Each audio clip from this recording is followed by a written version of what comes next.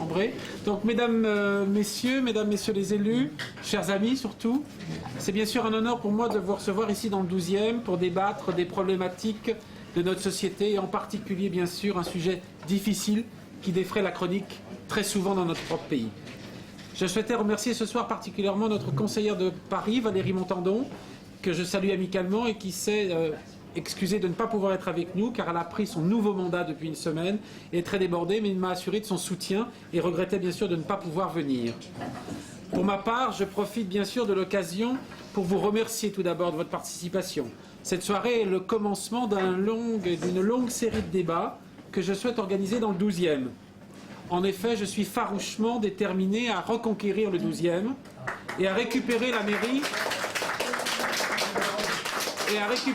aux socialistes qui n'ont amené dans ce quartier que spéculation immobilière, abandon des classes moyennes, un arrondissement dont la saleté et la négligence sont notre lot commun.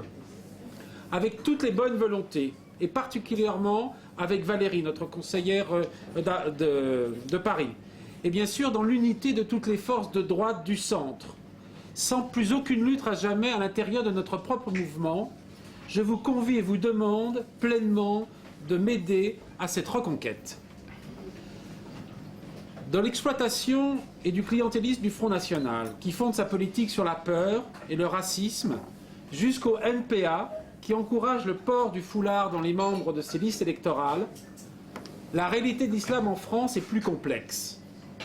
Elle doit se regarder sous un angle politique et humain, dépassionné. Nous devons proposer des solutions réelles pour convaincre nos électeurs de la pertinence de notre projet présidentiel. Je souhaite maintenant vous présenter mes deux invités. Xavier Lemoine, maire UMP de Montfermeil depuis 2002, réélu en 2008 au premier tour avec 66% des... 60%, je suis toujours que j'exagère un peu, 60% dans sa commune, a étudié un DESS de management et s'est perfectionné ensuite à l'ENA. Xavier a dans sa commune plus de 40 nationalités, il a pris à bras le corps le problème de l'immigration et a été le premier à imposer des mesures extrêmement fortes qu'il vous dévoilera. À ma gauche, François Le Forestier, lui évolue dans le monde arabe depuis plus de 10 ans, dans les cités notamment du Nord 92, mais également au Proche-Orient dans des missions humanitaires, à Paris avec les sans-abri, exilés au clochard. Il a étudié à la Sorbonne, à l'université à l'université de Saint-Joseph de Beyrouth et a fait l'IEP d'Aix-en-Provence. Ces dernières années, il a collaboré avec plusieurs médias français de presse écrite et revues spécialisées. Aujourd'hui, il travaille dans une des principales associations du 12e qui s'appelle Au Captif la Libération. L'association est présente dans la moitié des arrondissements de Paris et notamment dans notre quartier et dans le bois de Vincennes.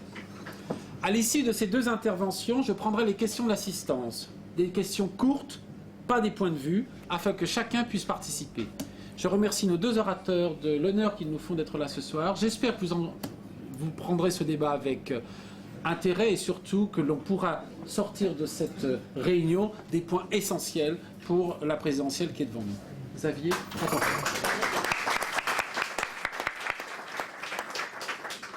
Merci Franck de ton invitation. Merci mesdames et messieurs, monsieur l'abbé, de votre présence un lundi soir. Peut-être compléter la brève présentation qu'a pu en faire Franck de ma personne entre guillemets. J'ai commencé ma vie professionnelle à l'âge de 16 ans comme mousse dans la marine marchande et à peu près pendant 10 ans j'ai eu la chance de faire le tour du monde. Ce qui m'a donné, je dirais, la connaissance in situ d'un certain nombre de systèmes politiques, économiques, culturels et religieux, et qui m'a énormément servi ensuite dans ma vie de maire de Montfermeil. Ensuite, effectivement, j'ai repris des études et je suis arrivé en 1987 à la ville de Montfermeil avec mon épouse et nos 7 enfants maintenant. Et donc, le point de vue que je vais vous exposer tout à l'heure est non seulement le point de vue d'un maire réellement aux manettes depuis 2002, mais qui a quasiment 25 ans de recul sur la Seine-Saint-Denis, et qui est à mon avis assez emblématique des sujets ou du sujet qui nous concerne ce soir. Voilà. Par ailleurs, je tiens à le dire, si ce sujet me préoccupe et si je tire ou j'essaye d'attirer l'attention des pouvoirs politiques sur ces questions-là, ce n'est pas en termes de défiance qu'il faut aborder la question, c'est en termes que c'est une réalité qui s'impose à nous, et ce, quelle que soit la ville ou le quartier que l'on puisse habiter à ce jour. Nous sommes sur des bascules démographiques qui sont en train de se faire, qui sont à l'œuvre sous nos yeux, et en l'espace de quelques années, vous pouvez très bien avoir des villes ou des quartiers entiers qui basculeront sur une mixité sociale, pour appeler ça comme ça, qui posera un certain nombre de questions, et ce n'est pas en choisissant son école, son quartier, son habitation que l'on se mettra à l'abri de quoi que ce soit. Je ne porte pas de jugement sur ceux ou celles qui auraient pu faire un jour ce calcul-là, mais je dis il est vain, car la réalité est là, elle s'impose à nous, il ne s'agit pas de la fuir, mais il s'agit de l'appréhender dans tous ses ressorts, dans toutes ses composantes, pour être plus sûr d'apporter, me semble-t-il, c'est mon point de vue, un certain nombre d'actions et de solutions, et ne pas se laisser leurrer ou berner par des considérations qui seraient mensongères. Donc là aussi, ce n'est pas par défiance que je me suis non pas spécialisé, la question n'est pas là, mais que je témoigne, c'est au contraire pour dire ne croyez pas être en dehors du combat, c'est un peu guerrier, mais enfin de la confrontation dans laquelle un certain nombre de villes ou de départements sont déjà, mais qui très rapidement gagnera l'ensemble du pays. Et de toute manière, ce n'est plus au niveau des maires de banlieue que nous sommes que se trouve la réponse. Ce seront par des prises de position de la nation tout entière que les choses devront se régler, à l'enseigne de ce qui s'est passé sur la Bourka, où, je dirais, nous étions, nous, maires de banlieue, seuls vis-à-vis de ce phénomène-là dans nos villes, et qu'à un moment donné, la représentation nationale a jugé opportun et bon de s'en saisir pour que ce soit non plus une réponse locale, mais une réponse nationale. Donc c'est juste, et il y aura d'autres questions qui, me semble-t-il, dans les années à venir, viendront devoir être discutées et tranchées par la représentation nationale, et ne pas laisser les maires de banlieue seuls vis-à-vis de ces difficultés-là. Alors, il y a 25 ans, je suis donc arrivé sur la ville de Montfermeil. J'ai très rapidement été le directeur de cabinet de mon prédécesseur. Peut-être certains d'entre vous l'ont connu, ou de nom, tout au moins c'était Pierre Bernard. Et nous avons été une des villes pilotes dans ce qu'on appelle la politique de la ville, qui sont, je dirais, des moyens humains et financiers dérogatoires du droit commun et qui permettent de surabonder dans un certain nombre de directions, en direction du social, de l'économique et de l'urbain, pour essayer de porter remède aux dysfonctionnements que nos quartiers pouvaient connaître. Et nous avons mis, je dirais, en place ces politiques avec une parfaite bonne foi, avec une parfaite bonne volonté, jusqu'à quand même qu'on voyait les zéros s'aligner en termes de francs et d'euros, et qu'on ne voyait pas forcément des résultats proportionnels aux efforts que les uns et les autres nous faisions. Ça n'a pas empêché, par ailleurs, mon prédécesseur et moi-même de porter le débat sur l'aspect des flux migratoires. Je ne les évoquerai pas ce soir, même si c'est une partie, je dirais, de la question non négligeable, j'en conviens, mais on ne va pas le traiter ce soir. Je pense qu'au-delà de la quantité, entre guillemets, pardonnez-moi le terme, et ce n'est pas péjoratif, ce sont des raccourcis de langage, puisque le temps est minuté pour que vous puissiez ensuite échanger à travers les questions. La question qui se pose ce soir, c'est davantage quelle relation et dans la qualité de la relation que nous devons avoir avec ces populations. Et donc nous avons mis en place ces politiques jusqu'à ce que, il y a quelques années déjà, c'était dans les années 2000, je prétende que l'enjeu dans nos banlieues n'est pas d'ordre urbain, n'est pas d'ordre social et n'est pas d'ordre économique. Ça ne veut pas dire qu'il n'y a pas des désordres sociaux, économiques et urbains. Ça ne veut pas dire qu'il ne faut pas mettre en place des politiques de rattrapage diverses et variées, parce que là, on est dans l'ordre des conséquences, me semble-t-il, et on a le devoir, un politique a le devoir d'y aller. Mais si on ne repose pas à un autre niveau la nature des enjeux auxquels on a à faire face, nous pourrons mettre des milliards et des milliards, et quand je parle de milliards, je sais de quoi je parle, puisque l'Agence nationale de renouvellement urbain, c'est 12 milliards d'euros pour 50 milliards de travaux. Donc c'est bien de l'argent qui sort de quelque part. Et l'agence, l'ACSE, l'agence de cohésion sociale et pour l'égalité des chances, c'est 500 millions d'euros tous les ans de budget, sans compter les budgets propres des communes, de la caisse d'allocation familiale, etc. Donc ce sont bien des milliards et on voit bien que la situation ne s'améliore pas pour autant.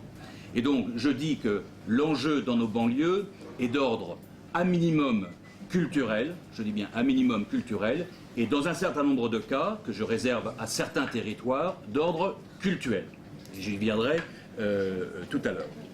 Et que tant que l'on n'a pas posé les questions à cette hauteur-là, nous allons nous épuiser parce que d'abord la France économiquement est quand même un peu malade, deux, le contribuable en général, on a un peu assez de mettre de l'argent et de ne pas voir le résultat, et donc si on continue sur l'ordre uniquement des conséquences, nous allons à de graves déconvenues. Si on remonte d'un cran sur l'ordre culturel ou l'ordre cultuel, je pense qu'à ce moment-là, on pose le débat en d'autres termes, et tout en continuant ces politiques-là qui restent nécessaires, il y a, me semble-t-il, d'autres politiques à mener ou d'autres réflexions politiques à mener pour sortir des erreurs. Alors, quelques exemples rapidement. Il faut savoir, enfin, comment est-on arrivé à cette situation-là? En gros, ça fait 30 ou 40 ans que l'on prône à tout bout de champ ce que j'appelle le droit à la différence. Et le droit à la différence a été le moyen le plus efficace pour que le pays d'accueil soit dans l'incapacité de demander, la moindre exigence, d'avoir la moindre exigence vis-à-vis des populations accueillies. Dans la mesure où tout se vaut, tout s'équivaut, tout a le droit de citer, eh bien comment oser demander que les populations accueillies apprennent le français? Vous allez me dire, c'est stupide votre exemple. Oui, à ceci près qu'aujourd'hui, je consacre des dizaines et dizaines de milliers d'euros tous les ans pour apprendre le français à des personnes qui ne sont pas arrivées hier, qui ne sont pas arrivées il y a 6 mois ni il y a 3 ans, mais il y a 5, 10, 15, 25 ans.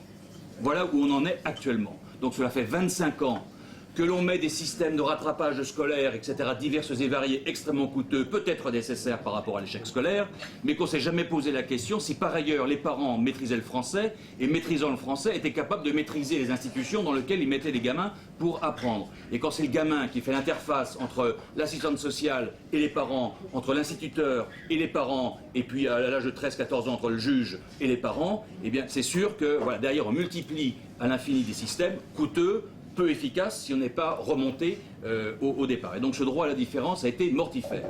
Et la société française a répondu à ce droit à la différence par autre chose, par le droit à l'indifférence. Tu veux vivre ta vie, tu veux avoir la casquette en arrière, le jean sur les fesses, les baskets délacées ou autre chose, parler ton accent, etc. Pas de problème, puisque tout se vaut, tout s'équivaut, tu as autant le droit de penser ça que moi de penser ce que je pense. Mais tu vis ta vie jusqu'au bout, et tu viens pas me demander un logement, tu viens pas me demander un emploi, tu viens pas me demander, etc. Et après, on appelle ça de la discrimination ou du racisme, et c'est nous les méchants, et c'est eux les gentils, et on rentre dans une dialectique extrêmement perverse, où, je dirais, étant victimes, la société leur doit réparation, et dans la mesure où vous êtes victime, vous n'avez aucune responsabilité vis-à-vis de la situation dans laquelle vous êtes, et attendons tout en réparation de la société, c'est bien à la société de tout vous fournir, et vous de ne fournir aucun effort. Donc on a enchaîné ces personnes-là aussi dans une revendication stérile où ils n'étaient pas en capacité de voir quelle pouvait être la part, pas exclusivement, mais aussi leur part de responsabilité dans la situation, etc. Donc tout ça, il faut savoir le démonter, et puis et repartir sur d'autres bases. Alors je prends sur les différences, je vais directement parce que le temps passe. Non, mais voilà, je peux vous parler jusqu'à 1h du matin, il n'y a pas de souci, mais il y a un autre orateur et je voudrais le respecter. Et donc, la difficulté, c'est tout ça, je vais prendre quelques exemples. Alors, j'ai pris l'apprentissage du français. Au bout de 25 ans, pas parler français, c'est grave. Et je prends d'autres exemples pour lesquels les gens, je dirais, n'ont quasiment aucune part de responsabilité, sinon nous de ne pas leur avoir dit un certain nombre de choses. Lorsque, en Afrique subsaharienne, tout adulte, quel qu'il soit, se sent responsable de l'éducation de tous les enfants, que ce soit les siens ou pas les siens. Et que dès lors qu'il voit un enfant s'écarter des us et coutumes et des normes et des lois en vigueur du pays, eh bien il est en capacité de réagir, etc. Et c'est un système qui marche. Transposé en l'état. Et imaginez de la part de ses parents que l'on transpose, je dirais, d'un village horizontal à un habitat plutôt vertical dans nos bars ou dans nos tours, que c'est la cage d'escalier, le quartier ou autre qui va prendre en charge l'éducation de leurs enfants. Et si personne ne leur dit attention, en France, vous avez un lien quasi exclusif dans la responsabilité de l'éducation de vos enfants, mais n'attendez pas que les adultes à côté se sentent investis de cette autorité parentale qui est déléguée à la communauté adulte, comme vous l'avez connu dans les pays d'origine, eh bien on arrive à des gens qui sont de parfaite bonne foi, qui pensent transplanter leur système, et on arrive à des catastrophes éducatives auprès de certaines populations. Il faut tout simplement, leur expliquer, et avoir pouvoir leur expliquer, de les resituer dans leur rôle de parents. C'est la raison pour laquelle, dans le cadre de ma politique de la ville, depuis 2002, j'ai 3 priorités, 3 seules, et j'en ai jamais varié. 1, apprentissage du français, mais c'est pas tellement bas, ça c'est intéressant, mais c'est à travers l'apprentissage du français, l'apprentissage des us et coutumes, etc., et de ce qui fait les codes, je dirais, de la vie en société en France. 2e priorité, c'est l'aide à la parentalité pour pouvoir, en fonction de la provenance culturelle et des modèles éducatifs que ces personnes, puisque j'ai plus de 40 nationalités différentes sur la ville, de pouvoir les remettre dans leur rôle de parents, leur expliquant les transpositions qui sont à faire. Et 3e priorité, en profitant du fait que nous sommes à 15 km de Paris, c'est fréquentation et connaissance des grandes œuvres culturelles françaises, et de la maternelle jusqu'au senior. Eh bien, ce sont des quarts entiers qui vont voir le Louvre, qui vont voir Notre-Dame de Paris, qui vont voir le musée d'Orsay, qui vont voir le château de Versailles, qui vont voir peu importe, mais voilà, pour les changer un peu de la barre et de l'assistante sociale au pied de la barre, et pour leur montrer que la France, voilà, il y a une culture, il y a une histoire, il y a quelque chose, etc. Là aussi, je pourrais être très long. Le son lumière que l'on a fait à Montfermeil procède de cet esprit-là. Le défilé des cultures, je pourrais vous expliquer, procède de cet esprit-là. Donc on a mis en place un certain nombre d'outils pour vraiment essayer de les amalgamer. Autre difficulté, alors là je rentre, j'ai été dans l'aspect un peu culturel, je vais rentrer dans l'aspect cultuel maintenant. Nous avons affaire à des populations, en tout cas sur Montfermeil, alors que je resitue très très rapidement, et je suis parti du principe que tout le monde connaissait, mais c'était une erreur peut-être. C'est une ville en gros de 30 000 habitants. J'ai 10 000 habitants qui ont une carte de séjour, ce sont donc des personnes étrangères. J'ai 10 000 habitants qui ont une carte nationale d'identité, sachant qu'aucune ascendance n'est française, et donc c'est le droit du sol ou la naturalisation. Et un dernier tiers de personnes ayant la nationalité française, ayant des ascendances françaises, mais c'est plutôt des gens vieillissants, on va dire, et plutôt des gens qui sont en train de déménager, en tout cas c'était le cas il y a quelques années. Donc vous voyez les bascules démographiques dans lesquelles nous sommes sur un département, et ça c'est à l'image du département qui fait 1,5 million d'habitants, donc 500 000 cartes de séjour en Seine-Saint-Denis, 500 000 personnes françaises sans aucune ascendance française, droit du sol, naturalisation, 500 000, on va dire vous et moi, qui habitaient encore en Seine-Saint-Denis pour ceux qui habitent, qui pourraient y habiter. Voilà. Donc ça c'est le panorama, 40 nationalités, et en plus sur le territoire, sur 3% du territoire, 15 hectares sur les 550, je concentre un tiers de la population. Ce tiers de population est à 60% étrangère, 40 nationalités différentes dans ce chaudron, on va dire, et ça représente 50% des moins de 20 ans de la ville. Donc vous voyez une disparité dans la répartition spatiale. Alors, pardonnez-moi de cette petite incise, mais c'est pour recadrer quand même un peu le panorama. Et maintenant, je voudrais aborder les aspects plus cultuels. Et donc, je vous disais, à peu près 90% des populations accueillies sont à minimum de culture, sinon de pratique musulmane de l'islam. Et si on n'a pas compris dès le départ que dans nos sociétés occidentales, la première chose, enfin, ce sont des sociétés, des civilisations du je. J'existe, j'ai une liberté, j'ai une responsabilité. Et ensuite, on va dire que la vie sociale s'organise à travers cette notion de personne et la notion du je. Dans les sociétés musulmanes, alors avec des variantes selon que vous avez affaire aux Turcs, aux Pakistanais ou à l'islam africain, les choses peuvent varier, mais globalement, ce n'est pas la civilisation du je, c'est la civilisation du nous. C'est-à-dire que l'identité, on l'a non pas par soi-même, on l'a par son appartenance à la communauté. Et donc, on ne cesse finalement d'avoir des personnes qui sont et à la fois attirés par certains aspects de notre civilisation, d'autres les rebutant. En gros, c'est la pornographie et l'avortement qui sont des points d'achoppement, je dirais, dans le respect qu'ils pourraient avoir de notre civilisation, mais qui sont attirés par certains de ces aspects, et qui subissent par ailleurs le poids de la communauté, du nous, qui est extrêmement présent. Je prends des exemples tout simples. Lorsque ces fameuses excursions que je organise sur Paris ou ailleurs, lorsque j'ai un quart de mamans, 50 mamans ou 60 mamans dans un quart, dès qu'on a franchi les frontières de Montfermeil, la moitié, pas plus, pas moins, la moitié du quart retire le foulard. Et dès qu'on revient le soir ou l'après-midi, tout le monde remet le foulard. Et on leur demande pourquoi. Mais monsieur le maire, Ils viennent 3 par 3 frapper à notre porte, demander à mon mari qu'il emmène mon fils à la mosquée, moi je dois mettre le foulard, etc., etc. Et si on ne le fait pas, on a des lettres de menaces et d'injures dans la boîte aux lettres. Si on ne le fait pas, après, on va déféquer sur le paillasson de la personne. Si on ne le fait pas, on s'en prend la voiture et éventuellement aux gamins sur le chemin de l'école. Et donc, ils ont une pression, ils sont dans une pression qui fait qu'ils sont obligés pour qu'on leur foute la paix, pour pouvoir vivre, etc. Au moment du ramadan, on va frapper chez les gens, vérifier à midi s'ils n'ont pas mis le couvert. Et le soir, on va les réveiller pour leur dire « venez faire la fête avec nous ». Dans mes écoles, principalement constituées d'enfants de confession musulmane, il n'y a pas un seul enfant d'une autre confession qui pourrait sortir un goûter sans que, immédiatement, le goûter ne soit pas piétiné, mis à terre. La même personne dans le quartier, si elle me croise dans le quartier ou si elle me croise dans la rue, dans le centre-ville, ne me dit pas bonjour de la même manière. C'est rapide et, on va dire, rapide, efficace dans le quartier pour ne pas apparaître une balance, et beaucoup plus chaleureux dans mon bureau ou dans le centre-ville.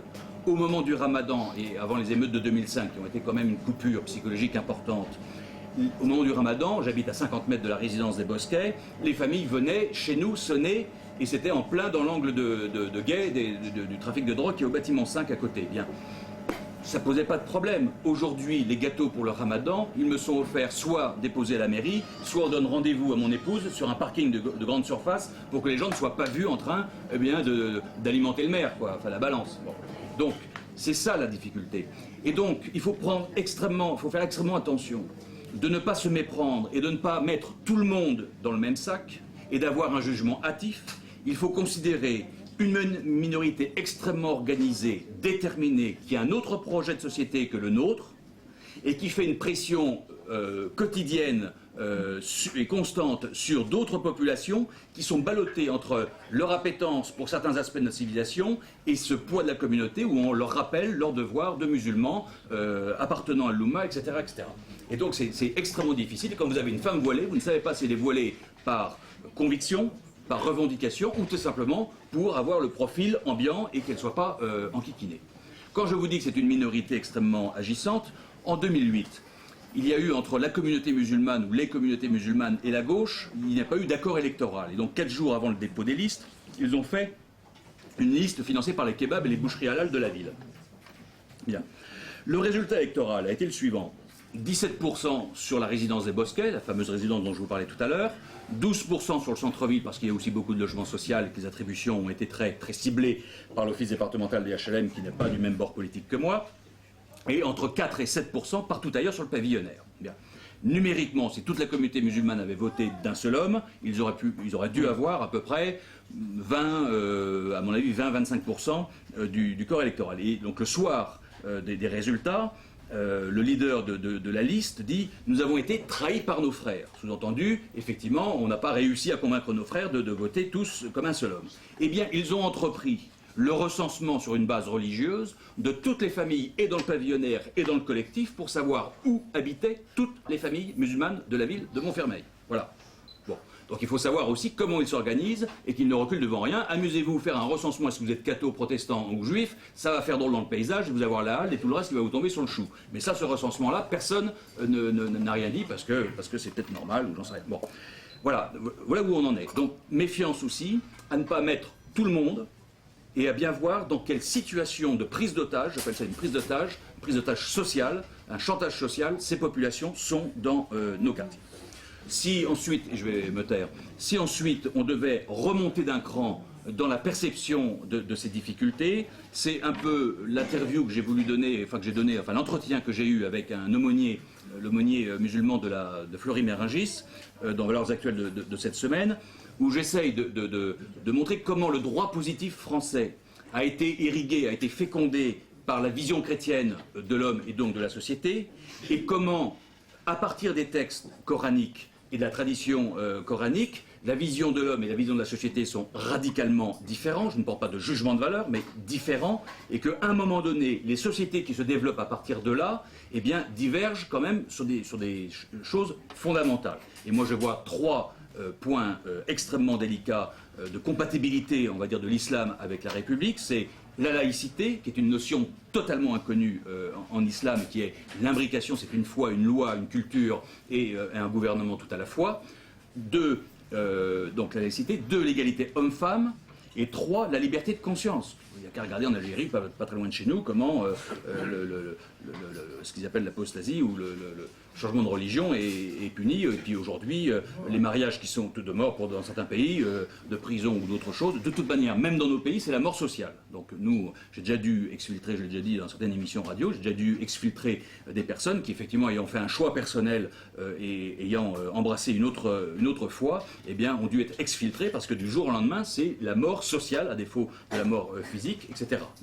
Et donc, c'est bien à ce niveau-là de réflexion qu'il faut pousser les affaires, et si vous pouvez vous procurer Valeurs Actuelles, enfin vous allez voir ça sur le site ou autre chose, c'est à ce niveau-là qu'il faut avoir la réflexion, parce qu'autrement, on est dans l'ordre des conséquences et on court après et on s'épuise, mais il faut savoir, me semble-t-il, de temps en temps remonter aux causes et pas avoir peur de faire, je dirais, quasiment de la théologie, mais de toute manière, une culture, ce n'est que l'expression profane d'une vie en société autour de ce qui la fonde, c'est-à-dire une religion. Elles sont différentes et il faut connaître ces différences. Ce serait, à mon avis, très hasardeux pour nous de s'imaginer entamer un dialogue sans connaître cela. Alors, l'accueil des personnes, des hommes et des femmes que j'ai sur ma commune, j'en ai, je vous dis, à peu près 40% sur ma commune, je dirais, je me défonce pour eux. Mon épouse est depuis une dizaine d'années à faire de l'alphabétisation auprès des mamans étrangères, etc. Donc on est connu et on est reconnu auprès de ces populations-là, mais en même temps qu'en direction des hommes et des femmes, j'essaye d'être le plus charitable au sens intelligent du terme. Autant vis-à-vis du système, entre guillemets, islam, qui est un système politico-religieux, je pense qu'il faut être extrêmement lucide, extrêmement clair, et ce n'est pas faire preuve d'agressivité que de dire les choses telles qu'elles sont. À mon avis, on s'épargnera bien des déboires, et bien des déconvenus, et bien des drames. Voilà. Pour finir, j'avais mis aller au contact, mais j'avais un peu commencé par ça tout à l'heure. Donc c'est la réalité, elle est là. On peut se désespérer que le gouvernement n'ait pas vu que ceci, que cela, l'immigration, le ceci, le cela. Peut-être. Ok, on peut, mais ça ne sert à rien aujourd'hui de pleurer là-dessus. Il y a une réalité, donc il faut la prendre telle qu'elle est. Je ne dis pas qu'il faut l'accepter, mais il faut la prendre telle qu'elle est et qu'il faudra aller au contact. C'est cette fameuse... Alors j'ai quelques textes pour moi dans ma vie qui m'ont toujours guidé. Je vous les montre très très rapidement. Mais je les laisserai à Franck, et si Franck veut ensuite les diffuser par un biais ou par un autre, par le mail. Voilà, par mail. Moi, j'ai 3 textes qui m'ont guidé depuis que je suis en 1987 sur la ville de Montfermeil. C'est un extrait de cet ouvrage, c'est l'Église face au racisme. Souvent, dans les émissions radio, je cite ce texte. Pour moi, tout y est, et pour le politique, pour le maire, même un ministre ou un président de la République, pour moi, tout y est, c'est d'une clarté, et à partir de là, eh bien, les choses peuvent se dérouler. Deuxième, c'est comment ? Qui a écrit ça ? Voilà, c'est le document de la commission pontificale Justice et Paix, du temps où c'était Etchegaray qui la présidait. Donc c'est un texte qui engage quand même un peu l'Église. Enfin, je dirais, c'est pas sorti... voilà, c'est pas une feuille paroissiale, j'ai beaucoup de respect pour les feuilles paroissiales. Non mais voilà, enfin, ça a quand même une autorité autre qu'une feuille paroissiale, voilà. Ensuite, c'est la lettre de Charles de Foucault à René Bazin, 29 juillet 1916. Vous faites ça sur Internet, Charles de Foucault, René Bazin, au 29 juillet 1916. Une lettre en 3 parties où il répondait à la question « Les musulmans peuvent-ils être français ?» Il y a 3 parties dans cette lettre, 2 très spirituelles, une plus politique, c'est celle-ci, c'est la partie du milieu. Tout y est, il y a une clairvoyance dans les événements qu'on a connus en Algérie, de ce qu'on connaît dans les banlieues. Il y a en même temps, je dirais, le phénomène décortiqué, mais il y a en même temps les solutions et les voies de sortie positives. Tout est dans ce texte-là, je le connais presque par cœur, et voilà. Et il me permet aussi de travailler et d'appuyer mon action sur des certitudes fortes. Et 3e texte que je tire d'un autre, toujours de Valeurs Actuelles, ça date de 89, c'est Jacques Ellul, qui a écrit sur l'islam des choses tout à fait intéressantes, notamment dans son gros ouvrage, c'est Avenir d'Israël, je crois, sur l'islam tout à fait intéressant, et qui résume historiquement les 3 phases d'implantation de l'islam dans les pays. Et on y est, enfin je dirais, on a déjà vécu les 2 premières, on est dans la 3e, c'est lumineux, c'est clair, en une page ça tient. Et en 2005, je finirai par ça et après je me tais, en 2005, lorsqu'après les émeutes... Oh, ça va, en 2005, après les émeutes, lorsqu'on a été les maires les plus confrontés aux émeutes, débriefés par l'intérieur, par Matignon et par l'Élysée, je me suis rendu à ces 3 audiences, donc au niveau des directeurs de cabinet des ministres et du secrétaire général de l'Élysée de l'époque, avec un seul texte, celui-ci, Charles de Foucault, et je leur ai dit, messieurs, tout est dedans, le reste c'est de la littérature. 1, personne ne m'a rionné. 2, ils ont pris le temps devant moi de le lire. Et 3, tous m'ont dit, monsieur le maire, c'est vous qui avez raison, mais hélas, tous m'ont dit, monsieur le maire, mais comment le dire? Et aujourd'hui, je peux vous dire que ce texte-là, je continue à le diffuser à tous mes préfets, tous mes directeurs départementaux de police, tous mes ministres, tous les gens que je peux croiser, en leur disant, voilà, lisez, tout est dedans et on y verra plus clair. Personne ne me rit au nez, même à gauche. Je fréquente énormément de mes collègues de gauche. Il y a un vrai désarroi chez mes collègues de gauche vis-à-vis des phénomènes qu'ils constatent aussi dans leur ville. Alors après, les postures médiatiques et politiques font que le discours est un peu différent, mais au fond de même, il y a un vrai désarroi. Et que... voilà, maintenant c'est comment le dire et il faut essayer de passer ce cap-là qui est le plus difficile pour l'instant à franchir. Voilà très rapidement ce que je pouvais vous dire.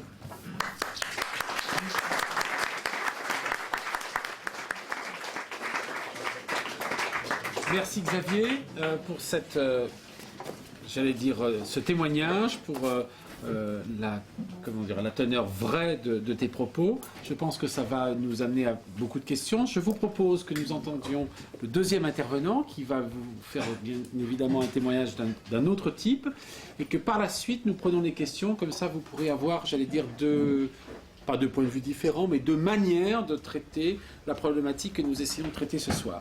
François, à toi. Bonsoir à tous. Je remercie beaucoup Franck Marguin et Xavier Lemoine qui ont bien voulu me laisser la parole ce soir pour parler avec vous de l'islam en France.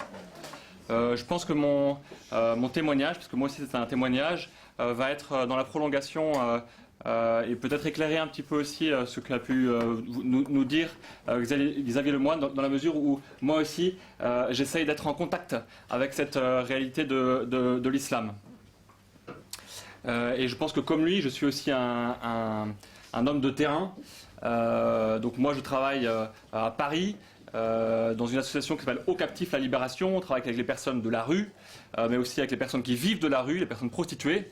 Et un grand nombre des personnes que nous accompagnons sont de confession musulmane. Alors je vais me permettre de développer un peu ma présentation personnelle, parce que j'ai bien conscience que même si je suis un homme de terrain comme Xavier Lemoine, je suis aussi un petit peu moins connu. Et je pense aussi que mon parcours, mon itinéraire peut apporter quelques éléments de réflexion pour essayer de comprendre quel est l'engagement et quelle réponse politique apporter à cette présence de l'islam et des musulmans en nombre en France. Et en faisant cela, je respecterai ce que nous a demandé Franck en début de soirée. Voilà, alors moi, mes années d'adolescence ont été bercées par les récits de la Seconde Guerre mondiale. J'ai fait beaucoup de lectures, et notamment aussi sur les conflits de décolonisation. Mon grand-père maternel a été lieutenant des spahis algériens, avec son escadron de reconnaissance. Il a été un des premiers à rentrer dans Rome, durant la campagne d'Italie. Il a combattu les armées allemandes avec ses hommes algériens et musulmans à Monte Cassino. Et ces hommes musulmans sont tombés en nombre pour la libération de l'Europe. Et voilà, j'ai voulu être officier, j'ai préparé Saint-Cyr, mais je dois avouer que je n'étais pas un étudiant modèle. Et après mon échec au concours de Saint-Cyr, mon prof d'histoire contemporaine à la Sorbonne m'a envoyé en maîtrise à Beyrouth. Donc c'était pour moi une grande surprise, pas du tout prévu. J'ai découvert les enjeux de paix très concrets que revêtent là-bas les relations intercommunautaires et interreligieuses. Voilà, j'arrivais dans un pays qui sortait d'années sanglantes où les différentes communautés confessionnelles s'étaient entre-déchirées, et parfois même entre elles. J'ai aussi découvert dans l'étude de l'histoire du monde arabe les humiliations du monde arabe et du monde musulman. Au XXe siècle, ce monde arabe n'a pas réussi à se construire politiquement et il s'est laissé maîtriser, parfois bien souvent aussi manipulé par les grandes puissances occidentales. Pour ceux qui connaissent un petit peu cette histoire, je fais référence aux accords Sykes-Picot notamment. En rentrant en France, j'ai terminé mes études à l'IEP d'Aix-en-Provence, où j'ai étudié le management interculturel et la médiation interreligieuse. Donc preuve s'il en est que nos instituts d'études politiques et nos universités commençaient déjà à prendre en compte ces enjeux de relations intercommunautaires qui devenaient une préoccupation pour bon nombre d'administrations. Et en particulier, j'ai étudié sous l'autorité du professeur Bruno Etienne, qui est un éminent sociologue des religions, franc-maçon notoire, passionné par la figure de l'émir Abdelkader. À la fin de mes études, j'ai commencé à travailler, et j'ai commencé à travailler dans le milieu associatif, notamment avec l'appui du Conseil général de Hauts-de-Seine. J'ai développé des actions d'insertion professionnelle pour des femmes immigrées du bled d'Oujda au Maroc. Donc moi, j'arrivais d'un monde complètement extérieur de ces banlieues, et j'ai découvert une réalité qui a été décrite assez largement par Monsieur Lemoine. J'ai travaillé dans ces cités de Villeneuve-la-Garenne et de plusieurs villes du 92. J'ai essayé de bâtir des passerelles entre le monde du dedans et le monde du dehors. Et je partage ce constat de l'enfermement de certaines cités qui sont complètement hermétiques parce qu'on n'en sort pas ou parce qu'on n'y rentre pas. J'ai notamment aussi travaillé sur la mémoire de l'immigration. J'ai essayé de mettre en place des rencontres interreligieuses et développer le soutien scolaire des enfants et des jeunes de ces cités. Et ce soutien scolaire souvent était l'occasion de faire venir des personnes du dehors de la cité dans ces banlieues, de créer des ponts. Alors les années qui ont suivi, j'ai vécu en Syrie, 2 ans à Alep et 3 ans à Damas. J'ai souhaité repartir au Moyen-Orient parce que je sentais le besoin d'approfondir ma connaissance du monde arabe pour être, à mon retour en France, en capacité d'intervenir en médiation de ces différentes cultures. Alors là-bas, j'ai enseigné en formation professionnelle et technique. Et ça a été intéressant parce que j'ai découvert le désarroi de ces jeunes du Proche-Orient qui, pour beaucoup d'entre eux, ne rêvent que d'une seule chose, c'est rejoindre notre Occident. Et ça a été pour moi assez lumineux. J'ai aussi travaillé avec le ministère de la Santé syrien pour la réorganisation de la formation initiale et continue en soins infirmiers. Et j'ai travaillé avec le Croissant Rouge syrien, qui est l'équivalent de notre Croix-Rouge française, avec qui j'ai mis des solutions de formation professionnelle pour les jeunes réfugiés irakiens qui arrivaient à l'époque en nombre à Damas. Ces années, elles m'ont permis de développer mes connaissances de la langue arabe et des différentes traditions religieuses qui sont présentes en Syrie. J'ai participé à la vie ecclésiale des églises orientales, dont on parle beaucoup en ce moment, et j'ai aussi pris le temps d'étudier dans une école coranique à Damas. Alors actuellement, je le disais un petit peu, je suis en charge d'un dispositif social pour les personnes de la rue. Avec ces personnes, on essaie de renouer le fil de la confiance, et on accueille ces personnes dans des centres d'accueil de jour, à partir desquels on les accompagne socialement, on leur apporte un contenu éducatif qui leur permet de reprendre pied dans la vie. Alors nous nous adressons souvent à des personnes qui, depuis 5, 10, 15 ans, se laissent progressivement engloutir dans la rue. Sur le quartier sur votre quartier, dans le 12e, on a une action spécifique en direction des femmes du bois de Vincennes qui se prostituent. Sur les secteurs des 10e, 9e arrondissements, sur lesquels moi je travaille plus particulièrement, les populations concernées sont majoritairement issues du monde arabe, africain, musulman. Sur l'année, on accompagne à peu près 900 personnes de manière individuelle. Je suis frappé par l'afflux des populations exilées qui viennent de la Corne d'Afrique, du Maghreb, du Moyen-Orient et d'Afghanistan. Parfois, ces populations qui viennent d'arriver ne demandent pas d'accompagnement social particulier, mais recherchent des besoins à leur première nécessité. Avec eux, je vis en tant que Français, chrétien, une situation de minoritaire, dans un environnement culturel majoritairement oriental et musulman. Voilà, donc moi, à partir de ça, je vais développer 2 parties. Une partie sur l'islam en France, pour montrer de quelle manière c'est une réalité ancienne et nouvelle à la fois. Et puis, je suis rentré il n'y a pas très longtemps du Moyen-Orient, puisque je suis rentré en février de l'année dernière. Et je sens bien de quelle manière, chez les Français plus anciens, chez les Français de souche, comme on les appelle, il y a aujourd'hui une angoisse, une inquiétude, une colère parfois qui monte. Et je pense que c'est aussi mon rôle de m'adresser à eux. Et puis, dans une dernière partie, je proposerai des orientations politiques pour construire la France ensemble. parce que je pense que c'est tout l'enjeu aujourd'hui de cette réflexion et de cette discussion qu'on a aujourd'hui. C'est pas uniquement de décrire la situation telle qu'elle est, mais de voir ensemble comment on peut avancer pour que Français de cultures différentes et de religions différentes, on puisse construire un pays en paix, qui respecte son histoire et qui soit dans une continuité qui nous permet de vivre ensemble. Hein. Donc dans cette première partie, je commencerai par vous dire et vous faire un appel. Quand nous parlons d'islam en France, je pense qu'on peut être bien souvent et facilement tenté de résumer l'islam à ce qu'on en voit dans l'actualité. Et j'avoue, et je partage avec vous cette consternation de voir à quel point l'islam nous est présenté avec un visage désastreux. Je pense bien sûr à ce qui se passe à l'international, mais aussi aux situations qui sont présentées par Xavier Lemoine. Néanmoins, et je vous en conjure, je pense que pour bien réfléchir, il faut comprendre aussi l'islam dans toute son histoire. On est ici dans le 12e arrondissement, de l'autre côté de la Seine, pas très loin, il y a l'Institut du monde arabe. Et je pense que l'Institut du monde arabe nous permet de découvrir quelle est aussi la splendeur de l'islam. L'an 1 de l'Hégire correspond à l'an 622 dans le calendrier chrétien. L'islam existe en tant que religion, société constituée, depuis le 7e siècle, depuis près de 1400 ans. L'islam a connu une expansion géographique tout au long de son histoire, avec aujourd'hui une présence significative sur les 5 continents.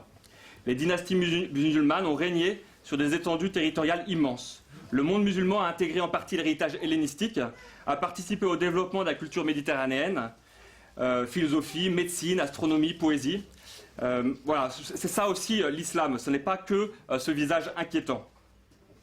Et je pense donc que parfois que c'est une nécessité pour nous d'aller regarder ce visage, même si il ne nous est pas présenté a priori dans l'actualité. Voilà. Ensuite, je voudrais vous dire à quel point l'islam aussi et les musulmans sont une réalité finalement aussi nouvelle de cette France. Au 19e et dans une première partie du 20e siècle, nous avions dans la physionomie de nos villages le clocher de l'église qui faisait face au fronton de la mairie. Et à la fin du siècle dernier, on a vu l'irruption d'une nouvelle réalité, celle de l'islam, qui devenait visible et qui le devient de plus en plus. Cet islam pluriel, éclaté, revêt des réalités très diverses et cherche encore avec l'ensemble de la société la place qui doit être la sienne. Je veux dire, on ne peut pas imaginer que cette modification profonde provoquée aujourd'hui par la présence de, je pense 7 à 10 millions Français musulmans ne se fasse de manière évidente et naturelle. Il y a forcément un processus d'intégration qui demande du temps et aussi un besoin d'une certaine forme de créativité politique. Je veux dire par créativité politique, une nécessité d'initier des nouveaux schémas de positionnement du politique vis-à-vis du religieux et vice-versa. Et à ce sujet, je pense que la laïcité dans les termes de la loi de 1905 n'est pas forcément pertinente en 2011 dans ce nouveau contexte, avec ce contexte du clocher, du fronton de la mairie, du minaret. Tout du moins, c'est une question.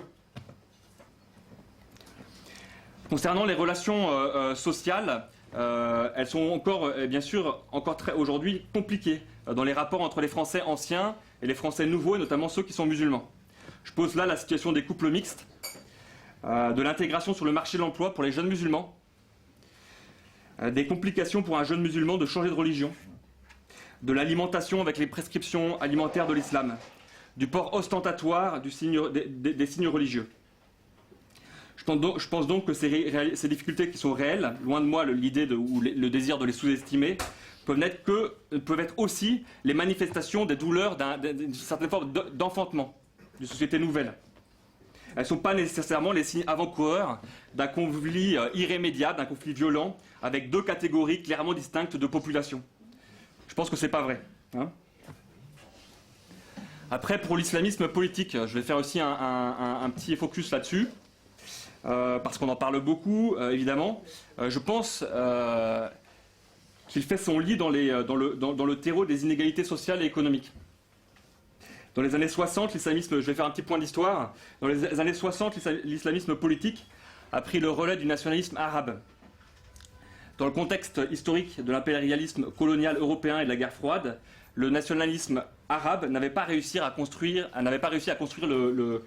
politiquement le monde arabe. Bon nombre de nationalistes arabes sont devenus progressivement des tenants de l'islamisme politique, alors qu'ils avaient pu auparavant défendre les idées de socialisme, de liberté de conscience ou de laïcité.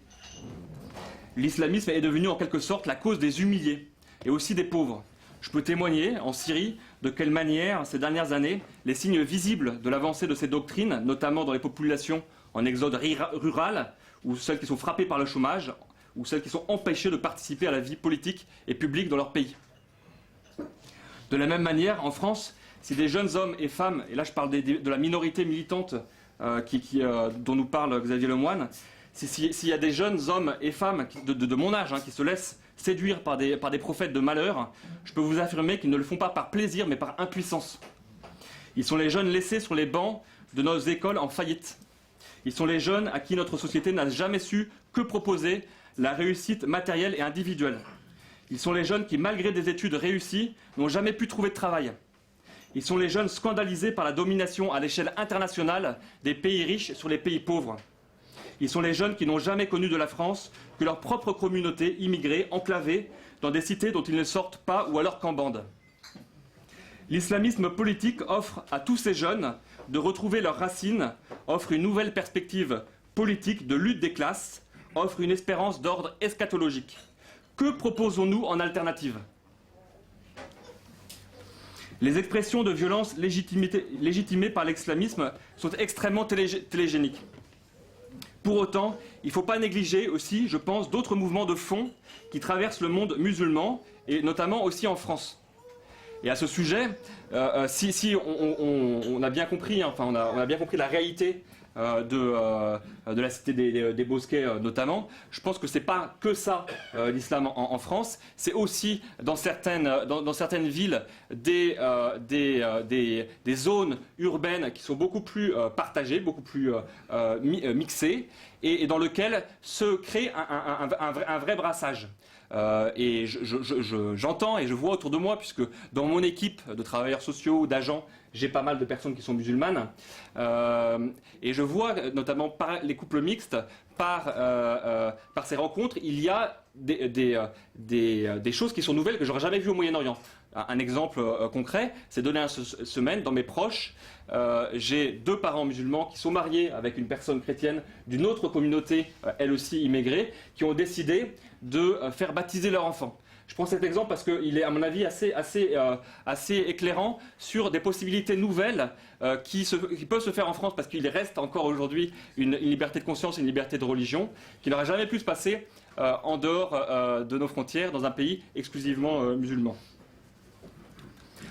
Voilà, sur ces mouvements de fond aussi qu'on peut observer dans le monde arabe et musulman, je dois dire que la France, pour certains intellectuels musulmans, est un espace qui permet une réflexion, une relecture des Écritures saintes au crible de la modernité. C'est tout le travail des nouveaux penseurs de l'islam, qui a un titre de l'ouvrage de Rachid Benzine, paru en France, qui avait rassemblé une dizaine de personnalités musulmanes en 2004, qui ont revisité les interprétations, les utilisations qui ont été faites du Coran et d'autres textes fondateurs, en apportant une critique historique, une analyse littéraire de ceux-ci. Voilà, alors vous voyez, tout ce travail que je pourrais développer un petit peu, mais c'est un travail, si vous voulez, c'est un travail de fond, quoi, et qui n'est pas visible. Voilà, donc ma dernière partie, les orientations politiques pour construire la France ensemble.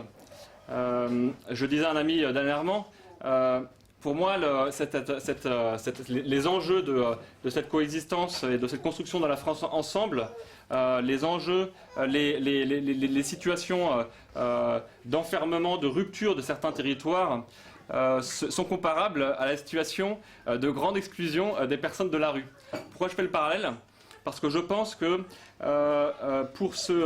dans ces deux situations, on a souvent, avec facilité, le risque, la tentation de dire voilà, ce problème de l'intégration, c'est le problème des immigrés. ce problème de la grande précarité, c'est le problème de ces personnes qui sont en grande précarité. Non, je pense au contraire que c'est un problème qui concerne toute notre nation. Je pense au contraire, et là je reprendrai une expression du président de la République, qu'il ne nous faut pas un plan Marshall pour les banlieues, il nous faut sur le sujet de l'intégration et de cette coexistence, de cette construction de la France ensemble, un plan Marshall pour toute la France, pour toute notre nation. Il est là l'enjeu. Je pense donc que ce projet, ce plan Marshall, c'est un nouveau projet de société où la fraternité ne se paye pas de mots, mais qui aborde aussi l'identité constitutive de la France, pas nos identités individuelles, mais l'identité constitutive de la France. Quelle est l'organisation du lien social que nous voulons aujourd'hui dans notre pays. Je pense aussi qu'il faut aborder dans quel élan spirituel nous pouvons inscrire la France. Par spirituel, j'entends pas religieux à proprement parler, mais le spirituel, c'est l'âme de la personne. On peut dire aussi que ça peut être l'âme d'un pays, c'est-à-dire la capacité de mémoire, d'exercice de la volonté, de projection. Voilà. Et puis enfin, voilà, de quelle manière trouverons-nous cette volonté de continuer ensemble. Donc ça, c'est aussi cet élan spirituel.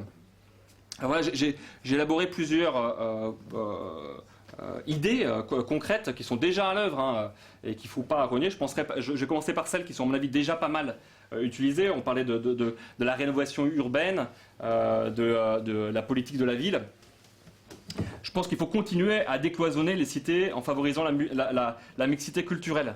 Alors si la situation de Montfermeil n'est pas facile, je pense qu'il y a d'autres villes qui ont réussi et qui ont avancé dans ce sens, peut-être pas avec le même tempo et peut-être pas avec les mêmes moyens non plus, et qui ont connu d'autres résultats. Et moi je connais bien Villeneuve-la-Garenne. Villeneuve-la-Garenne avec une cité gigantesque qui s'appelle la cité de la Caravelle.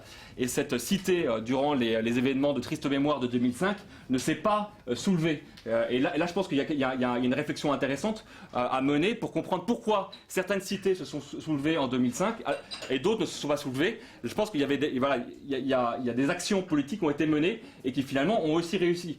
Donc il faut pas, enfin je pense que c'est dangereux d'être dans un pessimisme qui nous empêcherait d'envisager des solutions possibles pour nos quartiers.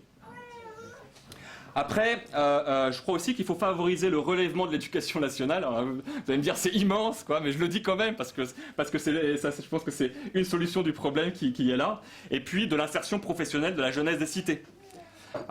Et de l'insertion professionnelle, on a pas mal parlé des CV anonymes, je pense que c'est un point important. On voit de quelle manière ces craintes et ces tensions dans la société française empêchent certains jeunes qui ont fait leur insertion culturelle et linguistique, pour le coup, être empêchés d'aller faire cette insertion économique. Et là, il y a danger, parce que ces personnes se trouvent, se trouvent touchées par cette humiliation dont je parlais dans mon exposé. Il me reste combien de temps là ?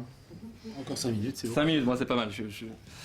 Alors, je crois aussi que je parlais du dialogue interreligieux et j'en parle d'autant plus que donc moi j'y ai participé activement dans le 12e arrondissement. Dans le 12e arrondissement, non.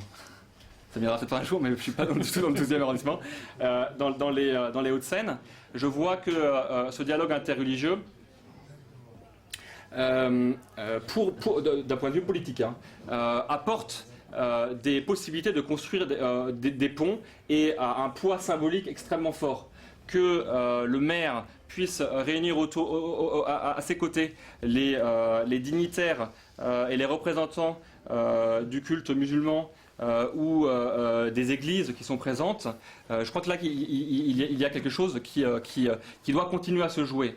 Alors ça ne veut pas dire que dans ce dialogue islamo-chrétien, on trouve toutes les solutions à nos problèmes. Il ne faut pas que le dialogue islamo-chrétien soit une fin en soi, mais là je pense qu'il y a des espaces à créer, des espaces de médiation, et notamment dans le dialogue interreligieux. Bon, après, sur le plan théologique, évidemment, il y a aussi une discussion en profondeur à mener pour que ce dialogue apporte des fruits. Voilà, on parlait des communautés, du CRIF et des conseils représentatifs du culte musulman. Voilà, je pense que là, ce sont, je sais pas, ils ont été lancés il y a une dizaine d'années maintenant. Enfin, en tout cas pas pour le régional, mais le national. C'est quelque chose qui est nouveau, qui se met en les musulmans se l'approprient progressivement et je pense que voilà, c'est une initiative qui doit être soutenue. Après, je pense aussi qu'il est nécessaire d'expliciter avec les dignitaires musulmans les difficultés de l'islam et des musulmans à intégrer la modernité.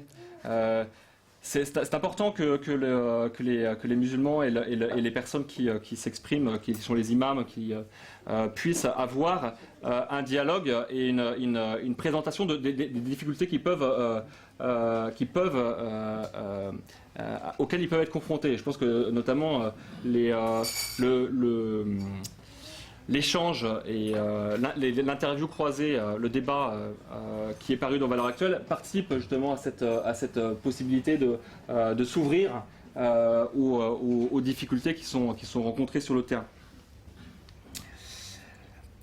Ensuite, je pense absolument nécessaire que la dignité des personnes humaines, quel que soit leur sexe, leur origine, leur confession, soit réaffirmée.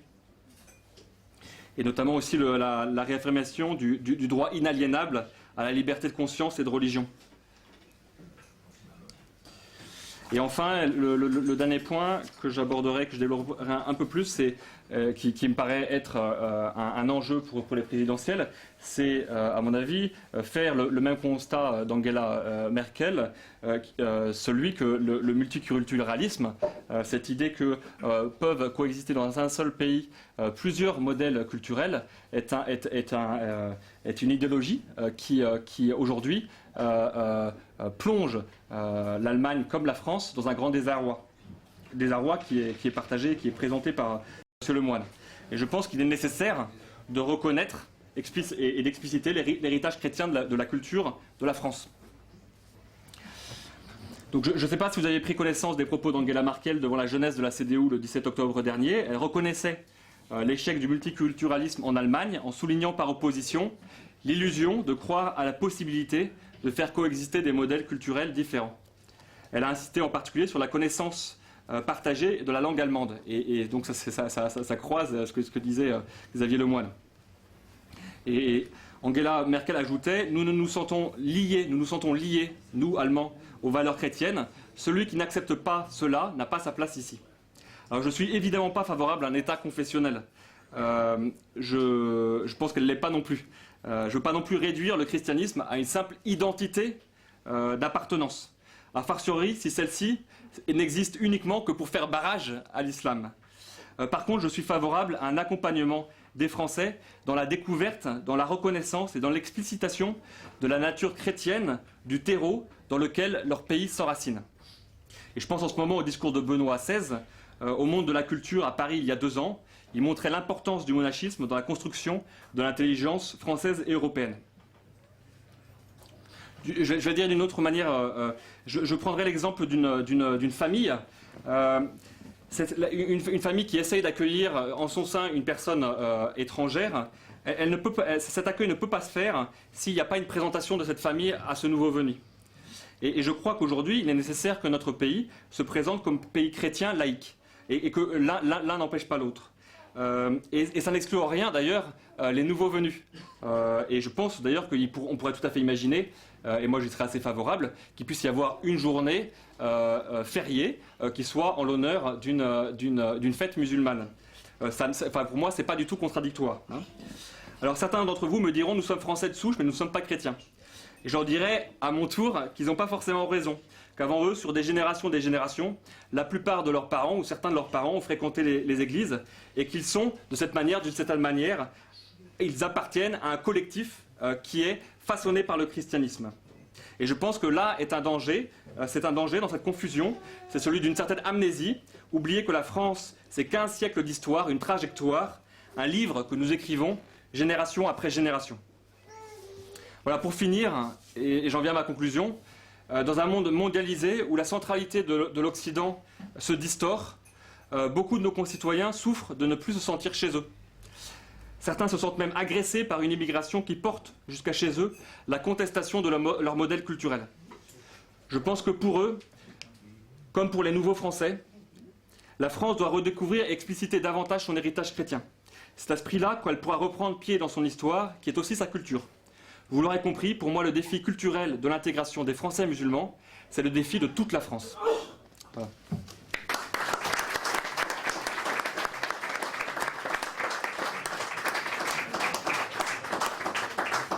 Merci François, merci à nos deux orateurs. Je voudrais tout d'abord, avant de commencer les questions, remercier des personnes qui nous ont rejoints, dont j'en suis particulièrement heureux. Tout d'abord, je voulais remercier Sophie Ravinel du Figaro qui est là et qui vient un peu se renseigner, je ne sais pas, je l'ai vu passer tout à l'heure, sur ce qui se dit dans le 12e et je suis vraiment très très honoré. Je voulais bien évidemment remercier Serge Nevet qui représente notre ministre Madame Lagarde, qui je vous rappelle est conseillère de Paris du 12e, donc à ce titre ça me fait vraiment plaisir de voir que la ministre s'intéresse bien évidemment, et je le sais, mais j'en suis encore plus, j'allais dire, honoré de te voir là ce soir. Et puis je voulais également remercier mon ami Alexandre Bouchy qui est président des Jeunes Actifs de Paris et qui lui aussi est dans le 12e et me témoigne par sa venue ce soir, à la fois j'imagine son amitié mais également son intérêt pour, comme je l'ai dit tout à l'heure, reconquérir la mairie socialiste. Voilà, les présentations supplémentaires ayant été faites, je pense que je vais ouvrir le débat aux questions. Je vous demanderai, je prendrai 3 questions par 3 questions, ce qui permettra de donner un peu de temps aux orateurs, des questions courtes, pas forcément des points de vue, pour que le maximum de gens puissent s'exprimer. Allez-y, qui se lance? C'est toujours la première question qui est le plus difficile. Madame. Monsieur, je pense que c'est un peu un vœu pieux. De quoi? Tout ce dont vous avez parlé, ça serait dans l'irréel. C'est vraiment dans l'irréel. Parce que moi, je connais bien l'Algérie. Je l'ai quittée en 1963. J'étais militaire. On a sauvé des harkis qui étaient en danger de mort, parce que la plupart ont été enterrés vivants, et on les a menés jusqu'à Sissonne. Et après, ils sont partis dans des bateaux, ils se sauvaient. Et alors, ils sont arrivés là, et après, bon, les gens s'en sont complètement désintéressés. C'est quoi votre question, madame? Excusez-moi. Comment? C'est quoi votre question? Alors justement, bon, eux, ils sont arrivés, on les a un peu planqués dans un coin, hein, et puis on n'en a plus parlé. Et maintenant, nous sommes envahis. Moi, je ne suis pas contre. Hein. Moi, j'ai passé je suis d'être envahi, je suis contre. Mais si vous voulez, j'ai passé toute ma jeunesse au Maroc et en Algérie. Alors, j'ai quand même vu beaucoup de choses, et je trouve qu'il faudrait Bouteflika. Hein, Bouteflika est depuis presque plus de 50 ans en train D'accord. L'accord. Merci, madame. Et évidemment, ils viennent. Pourquoi ils viennent? Parce qu'ils n'ont rien à manger, comme en Tunisie. Non, mais madame. Alors, est-ce qu'on peut, nous, les avoir tous? C'est ça votre question. Alors, la question, parce qu'ils bénéficient d'un tas de choses que les Français n'ont pas, hein, qui sont dans la vous avez des personnes âgées, des personnes qui sont pas très bien, qui ne peuvent pas arriver chez la mairesse qui est faite comme c'est. Excusez-moi, madame, il me faut vraiment une question parce que j'ai beaucoup de gens qui veulent poser des questions. C'est quoi votre question? Justement, ils ont partout des logements, tout un tas de. Ça, okay. Vous savez. Madame, une question. Très bien. Alors, merci, madame. Merci, madame. Allez-y, madame. Je voudrais demander à François ce qu'il voudrait changer dans la loi de 1905 pour l'adapter. Loi 1905, d'accord. Ensuite, une autre question, et puis monsieur Lemoine répondra, et monsieur Le Forestier aussi. Allez-y. J'aurais été content de savoir ce que monsieur le maire pense en tant qu'élu local de ce qui a été dit par son voisin, et en même temps lui demander est-ce qu'aux prochaines élections, il y aura de nouveau une liste musulmane, disons. Très bien. Bon, alors, tout d'abord, Xavier va répondre à madame, et puis ensuite François répondra sur la question, et puis vous échangerez sur comment tu as vu les propos de François. Rapidement, sur la liste communautaire, actuellement, il y a un parti politique qui a servi aux dernières élections de recyclage des listes communautaristes. C'était le MoDem, en tout cas en Seine-Saint-Denis. Quand on avait échoué sur une liste communautariste et qui avait fait de mauvais scores parce qu'effectivement trop pointu dans son identité, c'est le MoDem qui a servi de recyclage. Aujourd'hui, c'est Europe Écologie, en Seine-Saint-Denis, qui sert de recyclage à ceux et celles qui se sont lancés en politique à travers des listes communautaristes. Donc, à mon avis, il va y avoir une jonction qui s'était faite à un moment donné entre la gauche et ces tendances-là, tendances qui se sont trouvées numériquement suffisamment fortes pour faire sécession, mais qui ont restreint, je dirais, le panel d'électeurs et qui font de nouveau alliance avec la gauche. Et donc on va avoir au cantonal des alliances objectives entre ces populations-là à travers des associations cultuelles pour le coup et un certain nombre de partis de gauche, puisque un certain nombre de politiques de gauche sont complètement pris en otage pour leur réélection par la communauté musulmane. Voilà. Et donc c'est juste une question de paravent, mais les ficelles seront tirées par ces personnes-là, et c'est déjà le cas en Seine-Saint-Denis dans un certain nombre de communes. Je vais vous lire très rapidement, chère madame, pour essayer de répondre... Chère madame, pour essayer très rapidement répondre à votre question, voilà, peut-on les avoir tous entre point d'interrogation, c'est ce que vous avez à un moment dit. Je vais vous lire très rapidement, c'est très court, ce texte-là, qui devrait inspirer, me semble-t-il, tout responsable politique en charge des problèmes, notamment d'immigration. Certes, il appartient aux pouvoirs publics qui ont la charge du bien commun de déterminer la proportion de réfugiés ou d'immigrés que leur pays peut accueillir, compte tenu de ses possibilités d'emploi et de ses perspectives de développement. 1. L'État doit réguler. 2. Il doit regarder ce qu'il est capable ou pas de faire en fonction des circonstances. Mais aussi de l'urgence du besoin des autres peuples, et en fonction des péripéties de l'histoire, eh bien on peut, en direction d'un peuple, être plus accueillant et moins après. Quand Haïti se passe, c'est normal que. Quand ceci se passe, peut-être normal qu'on soit, mais c'est pas un droit ad vitam aeternam, un droit de tirage ad vitam aeternam. Donc c'est une double régulation. Ça, je pense que... voilà. Et l'État veillera à ce que ne se créent pas des situations de déséquilibre social grave, accompagnées de phénomènes sociologiques de rejet, comme cela peut arriver lorsqu'une trop forte concentration de personnes d'une autre culture est perçue comme menaçant directement l'identité et les coutumes de la communauté locale d'accueil. C'est la fameuse organisation de la mixité, mais aujourd'hui, si vous voulez organiser la mixité, c'est direct 17e chambre correctionnelle. Donc vous ne pouvez pas, par les lois actuelles, organiser la mixité, puisque c'est de la discrimination raciale, ça se termine à la 17e chambre correctionnelle. Les quelques maires et les quelques offices HLM qui s'y sont risqués se sont retrouvés là-bas. Bon. Et ils parlent de phénomènes sociologiques de rejet. Ils ont eu la sagesse dans ce texte-là de ne pas appeler ça du racisme. Et oui. Et on dit au passage comme menaçant directement l'identité et les coutumes de la communauté locale d'accueil. Donc on peut aussi affirmer qu'on est ce que l'on est et qu'on n'a pas à s'excuser d'être ce que l'on est. Dans l'apprentissage de la différence, on ne peut tout exiger d'un coup. Mais il faut considérer les possibilités d'une nouvelle convivence et même d'un enrichissement mutuel. Et une fois qu'une personne étrangère a été admise et se soumet au règlement de l'ordre public, elle a le droit à la protection de la loi pour toute la durée de son insertion sociale. Mais on dit bien, et une fois qu'une personne a été admise, l'admission, et qu'elle se soumet à l'ordre public. Si déjà on avait mené cette politique-là, moi je dirais dans ma commune, pardonnez-moi d'être long, mais dans ma commune, à partir de ce texte-là, moi dans ma paroisse, j'étais privé pendant 3 ans de lecture. On m'a dit, vu les positions que tu as prises, tu ne peux plus aller au lutrin, c'est un contre-témoignage chrétien. Mais moi, quand j'ai deux F5 qui brûlent et que j'ai 39 personnes à reloger, qu'est-ce que je fais ?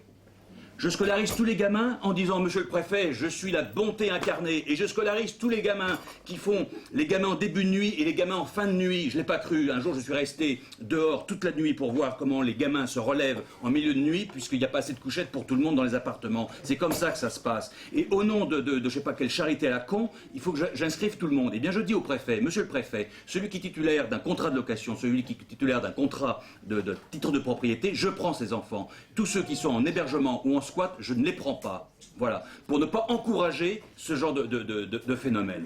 Et rien que pour ça, voilà, ça m'a valu de démissionner de ma présidence des parents d'élèves de la Seine-Saint-Denis, d'être interdit de lecture pendant 3 ans dans ma paroisse, etc. Mais voilà, ça c'est l'application de ce texte-là. Et si j'ai pas eu ce texte-là pour me tenir, non, je suis bête.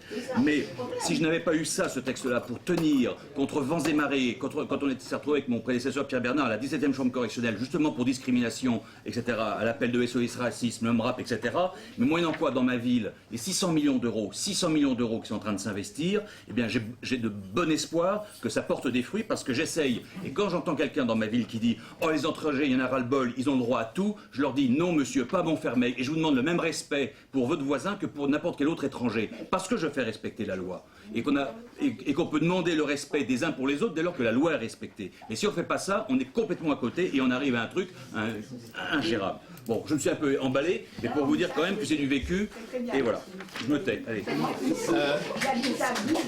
S'il vous plaît, madame, vous n'allez pas monopoliser toute la parole.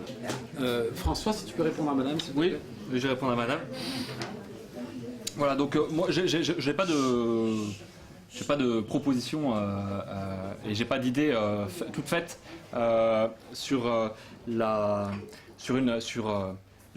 comment revisiter cette loi de 1905. Mais par contre, j'ai bien conscience du fait que ce qui me paraît important et ce que je propose, c'est-à-dire reconnaître, expliciter, approfondir cette compréhension de l'histoire de France comme étant une histoire qui est constitutive de cette identité collective chrétienne. Je vois bien qu'il peut y avoir que la neutralité de l'État, par exemple, qui est promue promue dans cette loi de 1905, peut rentrer en dissonance. Donc, je sais pas comment répondre à votre question. Par contre, ce que je propose et qui me paraît une réponse à ce sujet que nous abordons, c'est cet accompagnement de la France dans sa redécouverte de son identité collective qui lui permet d'avoir un élan spirituel. Merci. Pardon. Tu as fini ? Oui, j'ai terminé. Xavier, maintenant, pour répondre à la question de monsieur, comment as-tu Alors, découvert, j'allais dire, les propos de François ? Bon, pour tout vous dire, je ne connaissais pas François avant, donc c'est découverte et de la personne et de son propos. Pour être honnête avec François, je vais lui dire, si je commence par la fin de ce que vous nous avez dit, je souscris pleinement. Mais dans l'ordre où vous l'avez pris, j'ai noirci mon papier pour dire je suis pas d'accord, je suis pas d'accord, je suis pas d'accord, et à la fin je me retrouve d'accord. Alors, non mais voilà. Donc quand vous dites que effectivement, vous avez utilisé un mot, amnésie. Moi, vendredi soir j'avais mes vœux, j'ai prononcé 3 mots, anémie, amnésie et apostasie. Donc anémie démographique, anémie économique et anémie de la volonté, voilà. Amnésie culturelle, effectivement, nous sommes dans, je dirais, le paysage audiovisuel français aujourd'hui et l'enseignement, hélas, qui est donné, c'est pas les professeurs que j'incrimine, mais je dirais fait que nous sommes dans un peuple qui a, je vois au niveau de mes enfants, il y a, je dirais, une coupure culturelle considérable, et l'apostasie également. Bon, donc là-dessus, il y a un vrai souci, et je suis convaincu que c'est effectivement en retrouvant les racines chrétiennes de la France que l'on arrivera à avoir les outils conceptuels, intellectuels et pratiques pour aborder les difficultés ou les défis qui nous sont faits. Quand vous dites, quand vous opposez pas opposé chrétien et laïque, mais attendez, la laïcité, je suis désolé, c'est l'invention suprême du christianisme. Donc ne laissons pas la laïcité à des gens de 1905 ou d'ailleurs. Soit vous êtes dans l'athéisme militant, soit vous êtes dans la confusion de Dieu et de César. Alors vous rendez le culte à César, au pharaon, où vous avez un système totalement intriqué où le spirituel et le temporel se confondent, mais la distinction et non pas la séparation. La séparation, c'est du laïcisme, c'est de l'athéisme déguisé militant. Mais la distinction des deux ordres, temporel et spirituel, c'est la grande invention du christianisme. Donc de grâce, on doit se la réapproprier, et il n'y a rien de contradictoire entre un État laïque et une France chrétienne. C'est c'est dans la droite ligne, etc. Il y a Benoît XVI à cet endroit des propos admirables qui sont d'une clarté. Enfin, la notion de laïcité, ça fait un moment que je trébuchais dessus et que je me cognais dessus. Là, avec les propos de Benoît XVI, je vous les ferai parvenir avec beaucoup de bonheur. Là, ça devient lumineux. Bon. Ensuite, quand Benoît XVI, le discours de Benoît XVI de Ratisbonne, et quand il dit le catholicisme n'a pas peur d'être passé au crible de la raison, mais il y a des religions qui ont peur de passer au crible de la religion parce que, je dirais, elles ne se sortiraient pas. Regardons comment le dialogue islamo-chrétien, depuis le discours de Ratisbonne et depuis Benoît XVI, a considérablement évolué.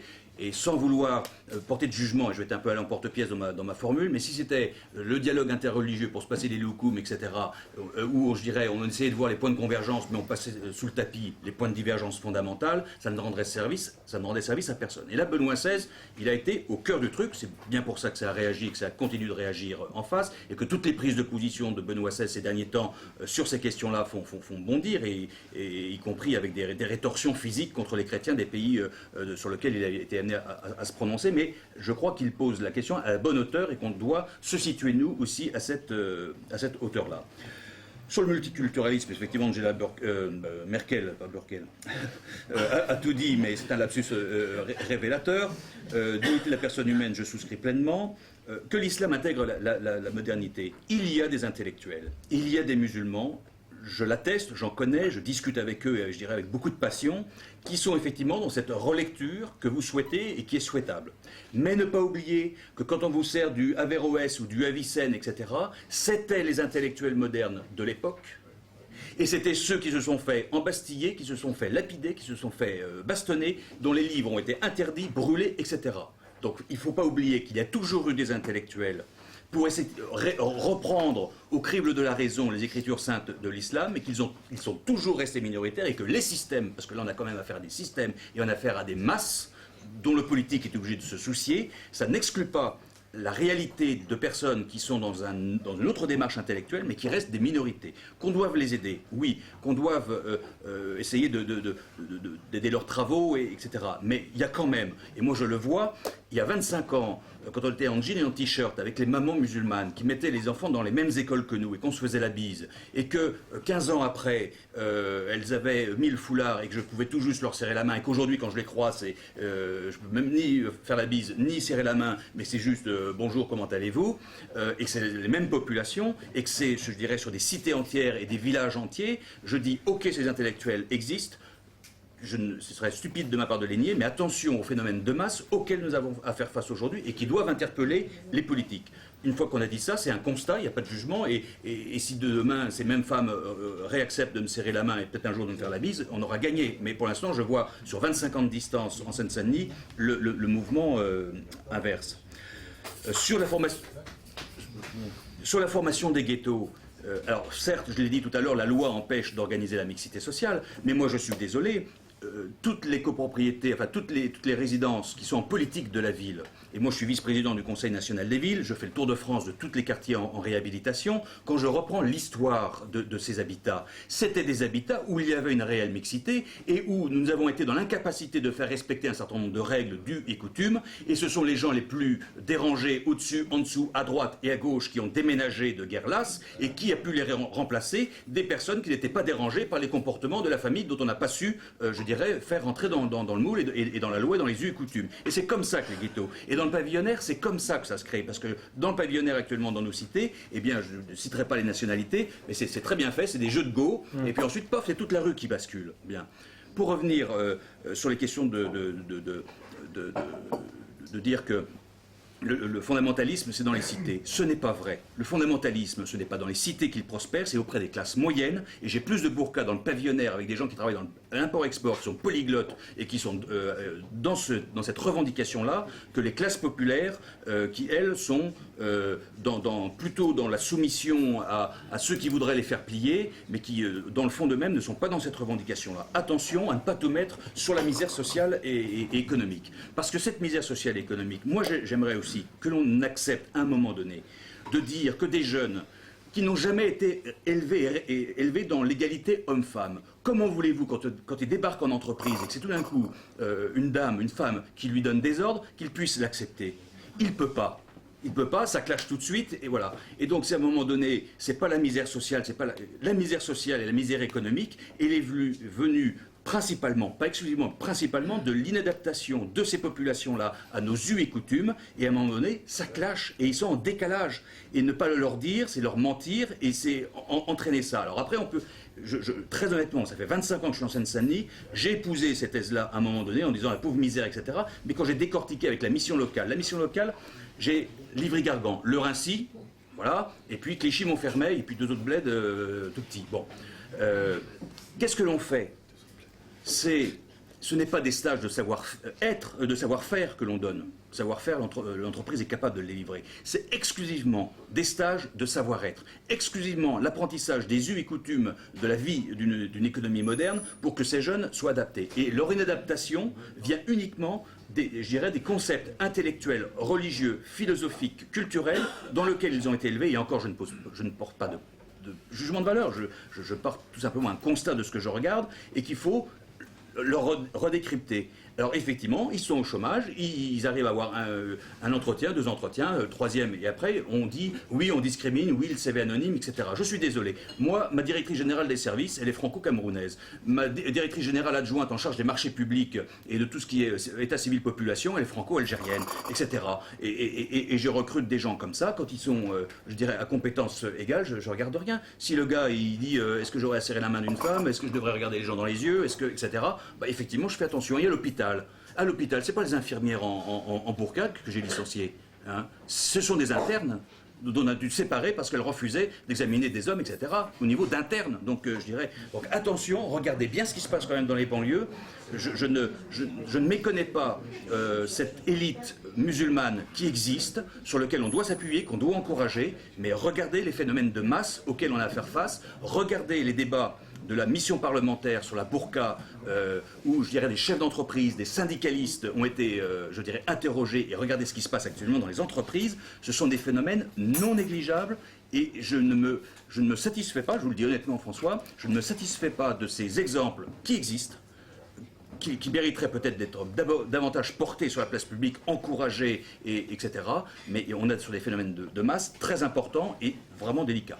Voilà, après je pourrais reprendre d'autres aspects, mais voilà. Mais en même temps, la solution effectivement, mais Charles de Foucault le dit bien et c'est lumineux, je dirais, tant qu'on ne sera pas redevenu effectivement cette France irriguée par le christianisme et fière de ses racines, etc., toutes les solutions que l'on apportera seront vaines.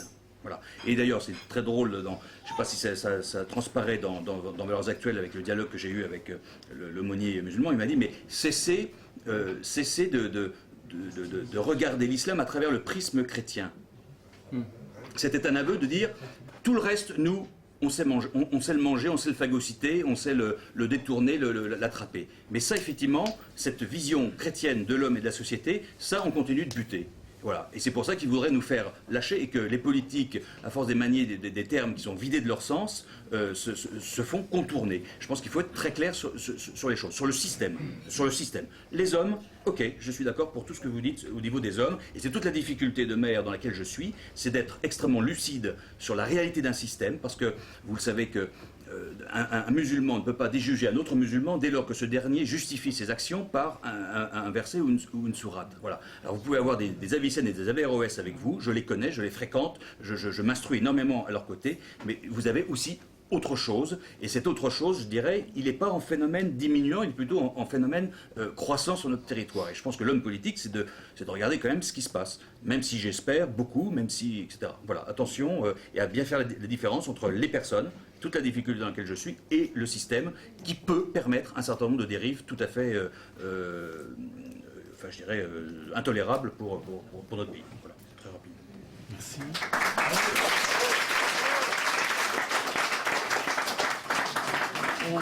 D'autres questions, s'il vous plaît? Allez-y, monsieur.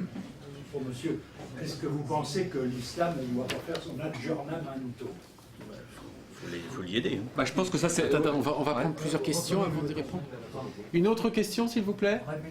La question de monsieur, est-ce que l'islam ne devrait pas faire son adorgimento? Son renouvellement, si vous voulez, philosophique et son adaptation, entre guillemets, au monde moderne. C'est ça que monsieur veut poser dans sa question. Une autre question, s'il vous plaît. Allez-y. Ah, pardon. Allez-y, monsieur, je vous prends après. J'en prends 3 par 3. Hein. Oui, alors dans le contexte du 12e arrondissement, il serait bon que vous nous fassiez tout un argumentaire sur des points pour rester avec une certaine fermeté face aux épreuves auxquelles nous allons être confrontés très bientôt sur le électoral. Je voulais donc une analyse avec l'argumentaire sur le 12e. De base. Je pense que ces deux messieurs n'étant pas du 12e, peut-être François aura quelque chose à dire, parce que l'association est du 12e. C'est entendu. Monsieur ? Oui, alors moi je suis Jean Robin de Enquête et Débat, et j'ai une question sur la liberté de conscience. Parce que je voudrais savoir si nos deux intervenants, qui sont censés être des experts du sujet, sont plutôt ignorants sur le sujet ou hypocrites. Parce que il faut dire les choses. Xavier Lemoyne, pendant ses vœux, a dit il faut appeler un chat un chat. En France, depuis 1999 au moins, avec Jean-Pierre Chevènement, la liberté de conscience des musulmans n'existe plus. Elle a été piétinée par les négociations qui ont eu lieu sous le gouvernement Jospin, et apparemment, c'est un secret de polichinelle. Personne n'est au courant. Je suis sûr que si je demandais dans cette salle, personne n'est au courant. Jean-Pierre Chevènement, Lionel Jospin et donc Jacques Chirac ont entériné sous la pression de l'UOIF et de ce qui allait devenir le Conseil français du culte musulman la suppression pure et simple de la liberté de conscience des musulmans, à savoir la possibilité d'apostasier. Il faut le savoir, c'est officiel, personne n'est au courant. J'invite la journaliste du Figaro à faire un article là-dessus, c'est majeur, nous on en parle sur le site régulièrement, mais on est bien les seuls. Et donc j'aimerais avoir la réaction des deux intervenants. Merci. Donc c'était la troisième question. Donc qui commence sur l'aggiornamento ? François ? Ouais. Donc s'il veut répondre. Même au 3. Hein. Donc aggiornamento, en fait j'en parle un petit peu en montrant de quelle manière certains penseurs de confession musulmane rentrent dans une relecture de leur propre religion, critique historique, littéraire, et je crois que s'il y a un aggiornamento à faire, il est à faire par les musulmans. Et que, bien sûr, on peut leur apporter des conditions qui leur permettent de faire ce travail. Et je pense que la France est un pays, justement, qui leur apporte qui leur permet de faire ce travail. Un livre tel que celui dont je parlais n'aurait jamais pu paraître dans certains autres pays. Il a pu l'être en France. Donc ça, c'est une réponse. Je veux dire, oui, bien sûr, mais ça n'est pas de notre ressort. Hein. Ensuite, je réponds un petit peu à Xavier Lemoyne quand même. Moi, j'écoute avec beaucoup de respect le témoignage de Xavier Lemoyne dans sa commune, d'autant que l'administration de sa commune est respectée et bien connue. Néanmoins, c'est pas la connaissance que moi j'ai du monde arabe et du milieu immigré en France. Milieu immigré que je connais aussi parce que j'ai été dans des cités qui ressemblent un petit peu aux vôtres, parce que j'ai étudié à Aix-en-Provence et à Marseille, et donc j'ai été en relation avec beaucoup de jeunes musulmans, que je le suis encore, et que je vois que les jeunes musulmans que je connais peuvent serrer des mains et regarder un homme, une femme dans les yeux sans aucun problème. Non, ce n'est pas du tout les intellectuels, s'il vous plaît, s'il vous plaît. C'est pas du tout ce sont les agents qui travaillent dans mon équipe. Ce sont des personnes très simples, qui viennent du milieu très simple et qui ont aujourd'hui des comportements qui ressemblent à tous ceux qui sont, à mon avis, ici, dans cette salle. De la même manière, au Moyen-Orient, j'ai travaillé avec des jeunes sur de milieux sociaux extrêmement divers qui avaient une capacité et une aisance dans la vie relationnelle qui aura pu leur permettre d'être en société en France. Et ça, je le crois très clairement. Ensuite, sur la possibilité et le frein sociaux de l'insertion sociale du fait de la difficulté à rentrer sur le marché du travail. Voilà, il y a aujourd'hui beaucoup de jeunes qui ont des noms à consonance arabe qui ont du mal à rentrer sur le marché de l'emploi, alors qu'ils ont cette éducation qui est une éducation ouverte, alors qu'ils ont des diplômes et des vraies formations. Et il y a des études qui ont été faites par des instituts français, notamment je pense à Claude Bébéard qui a beaucoup parlé sur ce sujet, qui nous montrent très clairement qu'il y a une véritable discrimination à l'embauche et que je pense que cette discrimination à l'embauche peut favoriser une humiliation, et j'ai utilisé à plusieurs reprises ce terme humiliation, chez ces jeunes, et que ces jeunes qui ont été humiliés seront ces jeunes qui ont été formés et qui seront les personnes qui rentreront dans cet islam fondamentaliste et qui seront eux-mêmes les recruteurs de vos jeunes qui sont déjà au banc de la société. Hein. Donc je n'ai pas dit que tous les jeunes qui étaient fondamentalistes étaient des personnes exclues socialement et culturellement. Non, c'est pas vrai. Mais par contre, je fais une distinction entre tous ces jeunes qui sont exclus socialement et culturellement dès le début et ceux qui ont fait un travail d'insertion culturelle et qui n'ont pas réussi à franchir le cap de l'intégration économique. Et ça, et je pense que dans ce vivier, on trouve beaucoup de personnes qui viendront à Montfermeil pour faire un recrutement et qui seront ce que j'appelle les prophètes de malheur. Oui, ça c'est clair. Hein, bon. Sur la liberté de conscience, quelque chose à dire alors, j'avais une autre... Voilà, je continue sur ce sujet. Il faut répondre aux questions. Ouais, je continue. Enfin, je réponds un petit peu à Xavier Lemoine. Xavier Lemoine a été... vous avez été sollicité par Riposte Laïque et par certaines associations qui ont un militantisme laïciste assez fort, qui s'exprime envers toutes les religions d'ailleurs. Et moi, je partage une certaine, j'ai une certaine inquiétude en regardant le développement de ces mouvements qui projettent sur le religieux énormément de fantasmes. Je pense que c'est pas du tout adapté, mais en tout cas qui ont une agressivité très forte vis-à-vis du fait religieux. Et ça, c'est une chose. Et une deuxième chose, je constate, et je le disais en introduction, une montée d'une forme de désespoir dans une incapacité à imaginer que la France puisse se faire ensemble entre personnes de confessions différentes ou athées. Et ça, je crois que c'est pour moi une véritable inquiétude. Et quand j'entends la manière dont est utilisée votre parole par certains de ces mouvements, je ne suis pas sûr que ça soit... Je me demande parfois si ce n'est pas contre-productif. Et voilà, donc c'est un peu en réponse aussi à votre parole. Et la dernière parole, c'est la liberté de conscience. Alors moi, je ne connais pas en fait, je dois avouer très humblement que je ne connais pas ce pacte secret, enfin qui doit être un peu secret parce que il est pas écrit. Si vous l'enverrez. Ah oui, c'est écrit. Bon. C'était une négociation officielle entre le gouvernement français et les représentants d'Ali Boubaker, l'UOIF et tous les représentants de la communauté musulmane en France. C'était il y a 10 ans, donc il n'y a rien de plus officiel. Et c'est ce qui a donné le CFCM par la suite. Donc, Xavier va rebondir parce que il a quelque chose à dire sur le sujet. Et répondre à la question, je répondrai peut-être une seconde au deuxième, mais monsieur avait... Le deuxième, totalement incompétent pour la deuxième. Je vous rassure, je ne suis pas sûr d'être... Non, pour finir le débat sur la discrimination à l'embauche, je suis tout à fait d'accord avec cela. Pourquoi en sommes-nous arrivés là? Lorsque vous embauchiez quelqu'un, si c'est un Français de souche et qu'il ne faisait pas affaire, vous pouviez le licencier, c'était un acte de licenciement.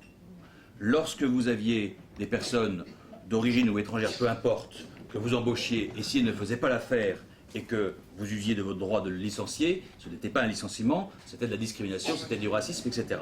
Ce qui fait que les entreprises, moi je me suis occupé de l'emploi pendant un certain nombre d'années sur Montfermeil, et me disaient, écoutez monsieur le maire, quand on veut licencier, selon à qui on a affaire, on est menacé ou pas des tribunaux pour discrimination. Donc effectivement les entreprises, à un moment donné, se sont méfiées, d'où tous les dispositifs pour essayer de contrebalancer et que la personne qui a fait tous les efforts qu'indique François et que j'en prends acte, ne soit pas effectivement par peur, à un moment donné, si on doit prendre une décision autre, eh bien, que les entreprises n'aient pas peur d'être traitées de racistes ou autres. Et donc on a vécu avec cette chape de plomb pendant des années, jusqu'à ce qu'effectivement on essaye de la contourner par différents biais pour que ces gens-là aient leur chance. Et comme ça on arrivera d'accord sur un sujet qui a pu éventuellement être un peu polémique entre nous, ou tout au moins une forte différence. Sur le riposte laïque, lorsque Riposte laïque m'a demandé un interview, et qu'effectivement je partage avec vous je leur ai dit, vous n'êtes pas laïque, c'est du laïcisme que vous faites, et donc je dirais, vouloir renvoyer la religion dans la sphère privée est une erreur. Ce n'est pas la séparation, c'est la distinction. Et donc j'en ai profité, pour ceux qui pourraient retrouver mon interview sur Riposte laïque, pour bien dire quels étaient les fondements, on va dire, théologiques et anthropologiques de mes propos et de mon action de maire, et j'en ai profité. Alors, le commentaire, il disait on n'est pas d'accord surtout avec le moine, mais pour d'autres choses, effectivement, il souscrivait. Mais j'en ai profité pour bien développer quelle était la filiation spirituelle et intellectuelle sur laquelle je me basais pour dire un certain nombre de choses, sachant que j'étais justement chez Riposte laïque, et je leur ai dit que le laïcisme fait le lit du fondamentalisme. Le laïcisme fait le lit du fondamentalisme. Voilà. Et une saine laïcité serait justement le point d'équilibre que vous recherchez et que nous recherchons, mais dès lors qu'on aura bien repris la bonne définition de la laïcité.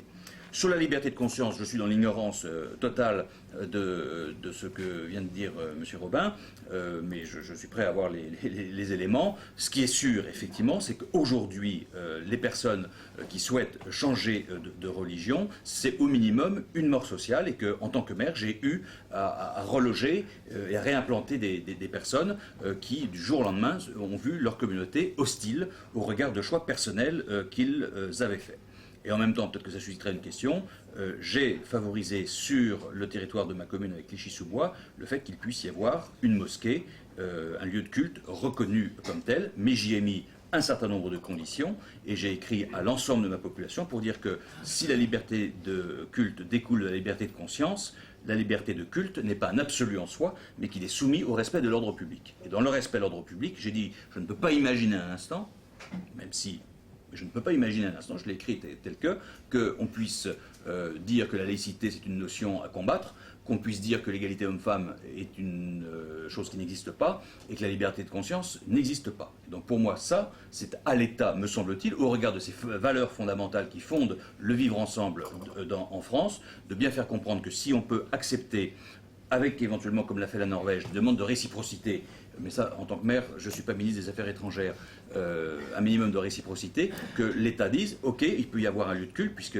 cette liberté de culte est reconnue, pour autant, il y a des points non négociables. Le président de la République, en d'autres moments, a indiqué qu'il y avait des points non négociables, et je pense que la France sera amenée dans cette régulation qui est nécessaire de toute manière, parce que les choses sont là et doivent être régulées, dire, ben voilà, là il y a des points non négociables, et on n'imagine pas qu'ils puissent être combattus. Voilà, très rapidement ce que je pouvais... Merci. Donc, simplement pour... Allez-y. Pour répondre à votre question dans le 12e, je pense que le débat ici dépasse largement les problématiques de notre quartier. Je voudrais simplement quand même vous dire, il y a une chose que l'on peut faire. Je souhaite qu'avec les débats que nous allons organiser pendant tous les mois qui sont devant nous, constitue effectivement une véritable force d'influence et de pouvoir contre la mairie socialiste. Ça, c'est très clair que le combat va déjà commencer là. Ce que je voudrais vous dire aussi, c'est que vous pouvez d'ores et déjà être prescripteur du combat que l'on souhaite mener, à savoir cette mairie qui a encouragé uniquement le logement social au détriment du logement intermédiaire. Et je vous rappelle que la grosse difficulté, ce que d'ailleurs a expliqué Xavier comme François, c'est en fait d'avoir une politique, comment dirais-je, de cloisonnement, où on met en fait des populations qui ont une certaine identité ensemble et on crée le multiculturel. Donc ça, moi, je combattrai toujours, et c'est un grand sujet pour moi personnellement, le logement. Je crois que cette mairie, particulièrement dans notre quartier, entraîne une spéculation immobilière qui est effroyable, entraîne un cloisonnement effroyable et n'a qu'une politique de logement social au détriment, je l'ai dit tout à l'heure, des classes moyennes, c'est-à-dire du logement intermédiaire. C'est parce que les gens qui sont dans le social pourront aller dans le logement intermédiaire que le logement social retrouvera son objectif, ce pourquoi il était fait, c'est-à-dire d'aider les populations à grimper l'ascenseur social. Je crois qu'on a oublié complètement de ce qu'était le logement social. J'en veux pour preuve en ayant vécu à Londres pendant de nombreuses années. Vous avez une ville aujourd'hui où il n'y a que le logement social et le logement des ultra-riches. C'est une ville qui est complètement coupée en deux. D'un côté, vous avez un communautarisme absolument effroyable, et de l'autre côté, vous avez un habitat qui est plus que luxueux. Donc, je combattrai ça. Donc, si vous voulez déjà un vade-mecum pour le 12e, vous pouvez vous faire mon représentant de dire que le logement de Madame le maire, la politique de Madame le maire, est un désastre. Je finirai là.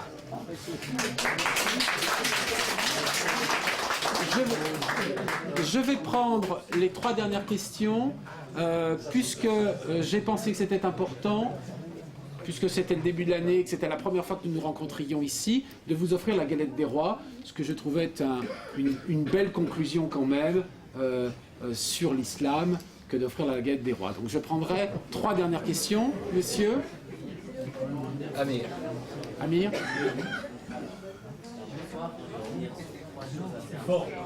Plus fort, s'il vous plaît. Il y a trop de voix, il y a trop de rouge. Taisez-vous, madame. Il parle. Justement, quand vous avez parlé au niveau, par exemple, de la bise, où il a pris l'exemple il y a 15 ans, aujourd'hui on ne fait plus la bise, etc. Mais ça, il faut voir également, c'est dans un contexte religieux. C'est-à-dire quand une personne accepte de faire la religion dans un pays laïque, qui est la France, on ne peut pas lui dire pourquoi aujourd'hui tu ne fais plus la bise, pourquoi tu ne me serres plus la main.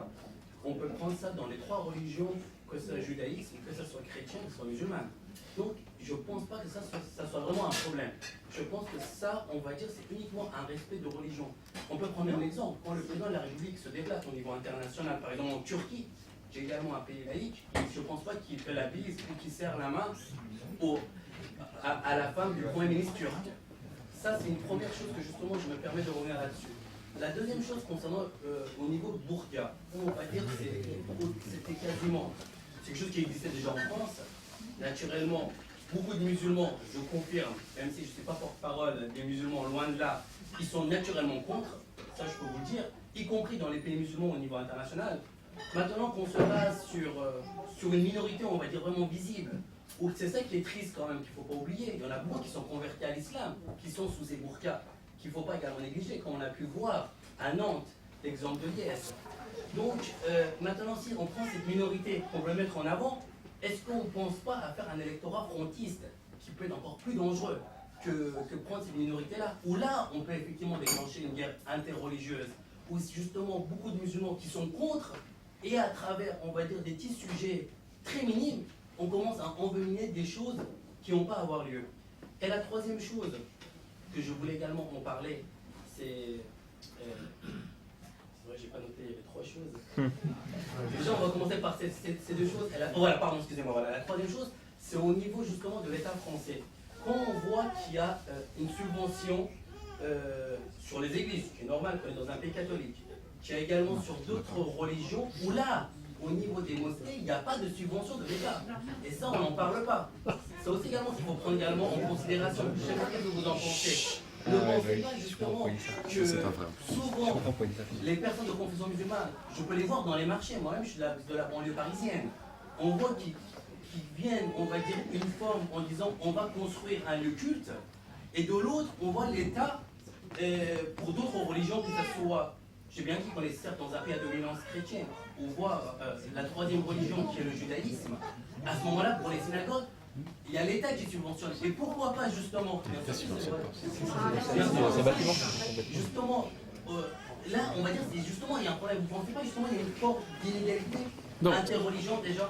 Trois questions grecques pour vous, monsieur. Une autre question là-bas, et je prendrai la dernière après. Madame, mademoiselle. Madame. Il y a aussi des intellectuels qui sont pas de confession musulmane, qui réfléchissent au problème de l'intégration. Par exemple, Dominique Schnapper, et qui travaillent sur l'intégration structurelle et l'interaction fonctionnelle des générations. La première génération des immigrés était très bien intégrée. La seconde, enfin, au moins intégrée au niveau du travail. La seconde s'intègre moins bien au niveau du travail. Et la raison, entre autres choses qu'elle explique, c'est qu'ils sont considérés comme différents. Donc moi, j'ai juste une question, c'est pourquoi on va considérer, pourquoi est-ce que les politiques locales au lieu d'essayer de gommer la différence, essayer de comprendre ce qui est différent et pourquoi est-ce que, par exemple, il n'y a pas des cours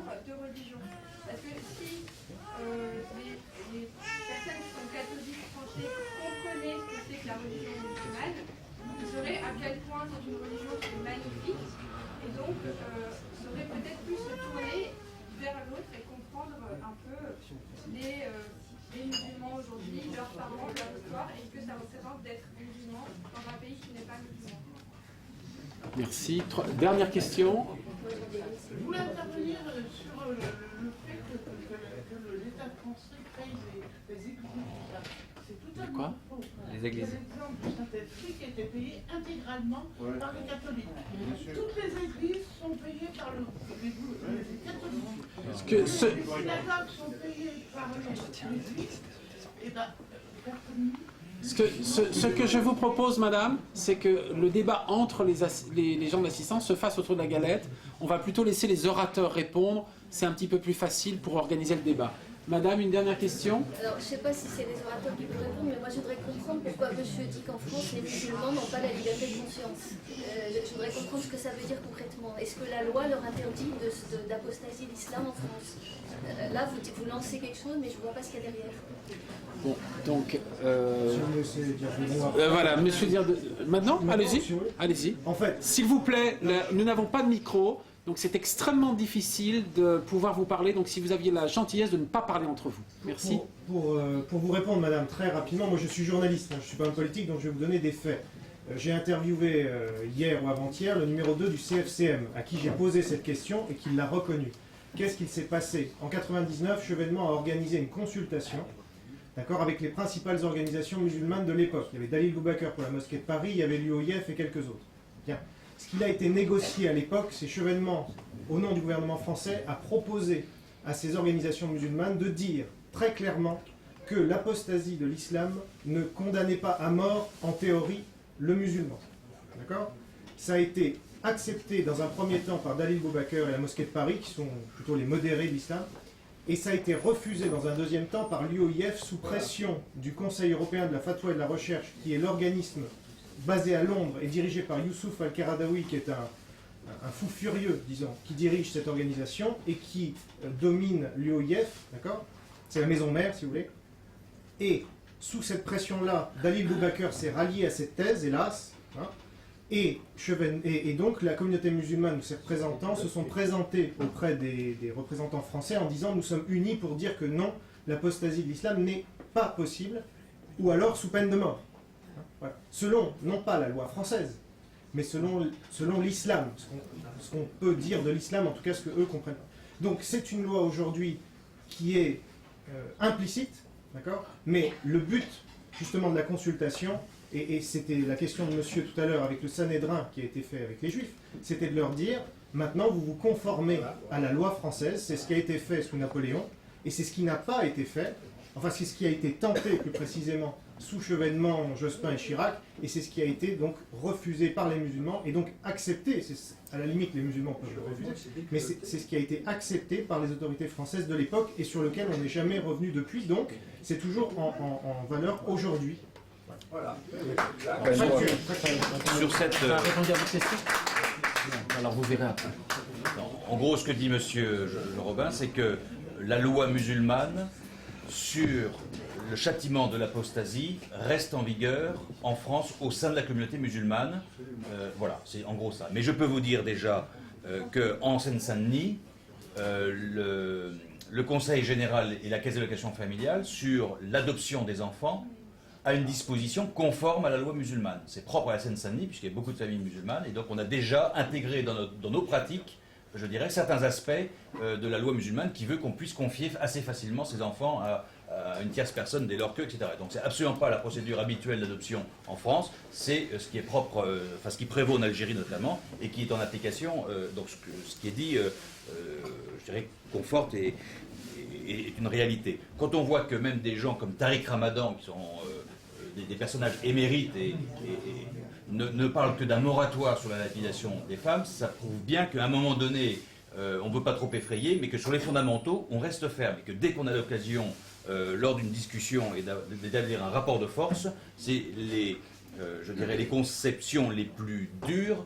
qui, par certains, sont impliqués. Et l'exemple de David Boubaker, que je connais, que j'ai accueilli à plusieurs reprises sur sur ma commune, je dirais, est un homme que je crois sincèrement, à la limite, honnête et modéré, sincèrement, mais qui, dans un rapport de force qu'il a avec notamment l'UOIF, à un moment donné, est obligé d'aller contre ses convictions sans doute profondes que je respecte et que je crois sincères, parce que le rapport de force est ainsi. Que dans l'histoire, c'est souvent les plus durs qui l'ont emporté sur les plus modérés. Et que ça, on ne peut pas le nier. Donc je ne fais pas un procès d'intention à ce que dire derrière chaque musulman il y a un intégriste. Non, il y a une minorité à l'œuvre qui essaye par tous les moyens de capter, je dirais, l'attention et la volonté de la majorité modérée. Et tout le danger est là, et toute la difficulté, c'est d'y voir clair et de ne pas provoquer des amalgames qui effectivement précipiteraient les modérés dans les bras des plus durs. Et donc c'est toute la difficulté dans laquelle nous sommes dans nos villes et dans laquelle la France est, et donc le gouvernement se trouve. Donc voilà sur le CFCM. Je suis là aussi, il faut savoir qu'en islam, il n'y a pas de médiation entre, je dirais, Dieu et le croyant, et qu'il n'y a pas de hiérarchie, il n'y a pas de clergé. Autant chez les juifs, lorsque le grand rabbin de France prend position sur quelque chose, ou qu'un rabbin, voilà, lorsqu'un évêque ou le pape prend position sur un point de doctrine ou un point quelconque, il a autorité et il engage la communauté des croyants. Si un croyant dit « moi je ne suis pas d'accord », ben à ce moment-là, il est ou schismatique, ou hérétique, ou excommunié, ou ceci ou cela, mais voilà. Et donc, il y a à un moment donné une tête, bon, il n'y a pas ça en islam. Donc vouloir, je dirais, organiser le culte musulman qui lui-même n'est pas organisé en son sein, c'est donner, en termes de revendication de la communauté musulmane en direction des pouvoirs publics, une force immense, mais c'est s'illusionner sur la capacité des pouvoirs publics à travers des responsables que personne ne reconnaît en tant que tels, puisque un musulman n'est absolument pas tenu par ce que dit un autre musulman, à la différence des juifs et des chrétiens. C'est une illusion de la part des pouvoirs publics d'imaginer que par le biais du CFCM, ils vont pouvoir faire délivrer des messages et faire descendre l'information. Oui, en termes de remontée et comme force de négociation, on va dire, de rapport de force, mais pas dans l'autre sens. Et c'est toute l'erreur, me semble-t-il, à ce jour du CFCM, sur lequel je suis à titre personnel assez critique pour ces raisons-là, parce qu'on méconnaît ce que j'appelle les ressorts fondamentaux de l'islam, encore une fois. Sur la question, et je vais répondre à Samir bien volontiers, il faut savoir qu'à partir de 1905, tous les nouveaux lieux de culte qui se sont construits ont été intégralement payés par les catholiques. Que l'entretien des églises construites avant 1905 est pris en charge par l'État au titre des dommages de réparation de la confiscation par l'État des biens de l'Église en 1905. Donc c'est un dédommagement d'un dol, d'un vol qui a été fait en 1905 du patrimoine, et c'est comme ça en toutes lettres dans le Concordat. Mais depuis 1905, tous les lieux de culte nouveaux, quels qu'ils soient, moi j'ai 4 lieux de culte catholiques, enfin chrétiens en tout cas, sur ma commune. Il y en a un, 12e siècle, ça effectivement c'est Clovis qui a dû l'inaugurer, ou je ne sais pas qui en 12e siècle, je sais pas que c'était. Mais bon, donc celui-là, c'est la commune qui l'entretient, mais tous les autres, les 3 autres, ils ont été payés par la communauté, et ils sont entretenus par la communauté catholique. Là-dessus, il n'y a pas de lézard là-dessus. Les synagogues, au regard de ce qui s'est passé sur la Seconde Guerre mondiale et de la Shoah, effectivement, l'État français, mais pas uniquement, la France et d'autres pays européens, ont accompagné la construction, la reconstruction d'un certain nombre de lieux de culte juifs au regard d'une élémentaire, le mot compensation est stupide parce que rien ne peut compenser ce qui s'est passé, mais voilà, pour essayer d'atténuer, les souffrances post-Seconde Guerre mondiale. Et donc, de fait, il y a eu des participations, c'est tout à fait vrai, mais dans un contexte historique particulier. Sur la question de la burqa, moi, la burqa, j'aimerais, si la burqa, c'est pas l'islam, alors que les associations musulmanes nous foutent la paix sur la question, et voilà. Si c'est quelque part un peu l'islam, eh bien que l'État français dise ce qu'il a à dire, et puis à ce moment-là, les choses sont claires. Mais il y a une espèce d'ambiguïté de dire, c'est pas l'islam, mais surtout n'y touchez pas parce que ça stigmatise une minorité, mais vous me dites que c'est pas l'islam, donc je vous touche pas. Ah ben, bon, alors, à un moment donné, un peu de clarté, et phénomène, c'est marginal peut-être, je suis d'accord, sauf que quand vous prenez de 0 à 2000 ou à 3000 aujourd'hui, on ne va pas se disputer sur les chiffres, c'est en l'espace de 5 ans. Alors ce serait de 0 à 2000 sur 20 siècles d'histoire, de 0 à 3000 sur 20 siècles d'histoire. Je vous dis, effectivement, la progression du phénomène me semble suffisamment lent pour on puisse ne pas s'en occuper. Mais en l'espace de 5 ans, vous voyez ça, vous faites les projections, vaut mieux prendre les choses à la racine et au début, plutôt que de s'enquiquiner après. Premier point. Quant à ce qui concerne la main et la bise, c'est vrai qu'effectivement, lorsque je suis invité dans la communauté juive, etc., je sais qu'il y a des usages vis-à-vis des femmes, etc. Et encore, donc je dirais, c'est moi qui attends, et si la femme me tend la main, je sais qu'à ce moment-là, je réponds. Mais entre des femmes, des jeunes femmes, enfin, elles ont mon âge maintenant, donc elles sont peut-être elles sont très jeunes. Moins jeune. Bon, ça va me dire. Bon, entre la bise, il y a 25 ans, la poignée de main, et là, même plus de contact, je suis désolé. La bise, j'accepte, j'irai, bon. Mais minimum la poignée de main. Ou alors, si c'est refus de tout contact, là c'est une conception, je dirais, des rapports hommes-femmes qui n'a rien à voir avec notre culture. Et là, je crois qu'aussi, il faut savoir être clair. Donc il ne s'agit pas de stigmatiser, mais il faut savoir jusqu'où on accepte que des différences et des sensibilités religieuses puissent s'exprimer, que j'accepte parfaitement, mais à un moment donné, on est sur des conceptions des rapports hommes-femmes qui n'ont plus rien à voir avec ce qui a prévalu depuis 20 siècles en France. Donc là aussi, je crois que notre devoir, c'est de dire attention. Merci. Donc il m'appartient, non, je suis désolé, il m'appartient de conclure pour la bonne et simple raison que ces débats, si on veut qu'ils soient toujours animés et que les gens reviennent de manière intéressée, il faut être très strict sur l'horaire. Donc les débats que nous organiserons sont de 7h30 à 9h30. Là, on a déjà dépassé un petit peu l'horaire, mais c'est pas grave. Donc je voulais remercier tout d'abord nos orateurs.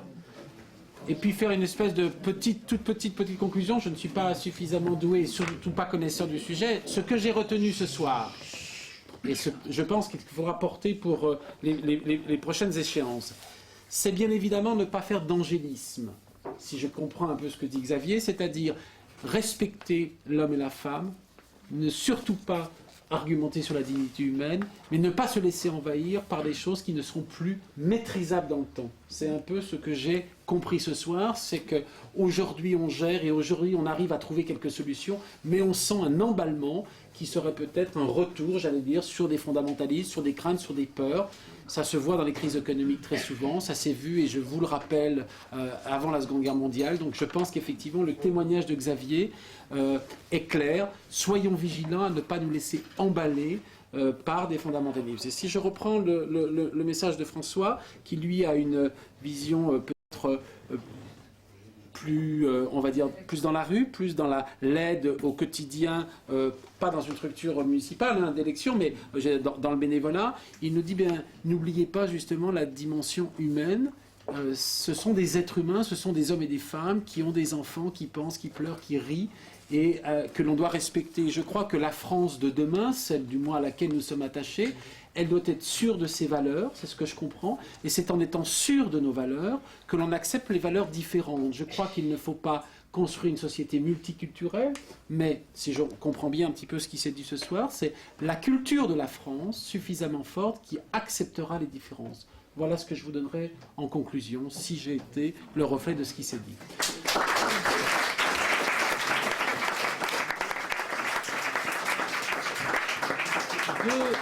Deux détails techniques importants. Je recevrai ici le 3 février mon ami monsieur Mariton, qui viendra de nous parler de la politique. Et le thème s'intitulera « Quelle politique pour quelle famille ?» Et je vous convie bien évidemment le 3, si ce format vous a plu et vous avez trouvé des orateurs intéressants, eh bien vous serez les bienvenus, je vous enverrai bien sûr une invitation. Mariton, ça vaut le coup. Hein. La dernière chose que je voudrais vous dire, ce soir, je vous offre la galette parce que c'est un bonheur pour moi de vous accueillir pour la première fois. La prochaine fois, mes moyens ne me permettront pas de le faire. Je vous rappelle simplement le principe du café politique. Chacun vient, prend une consommation.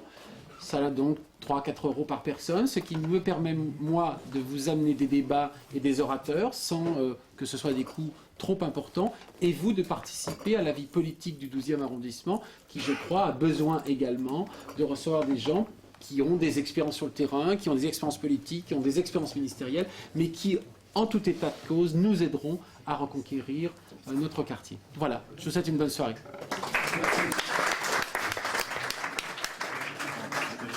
Thanks.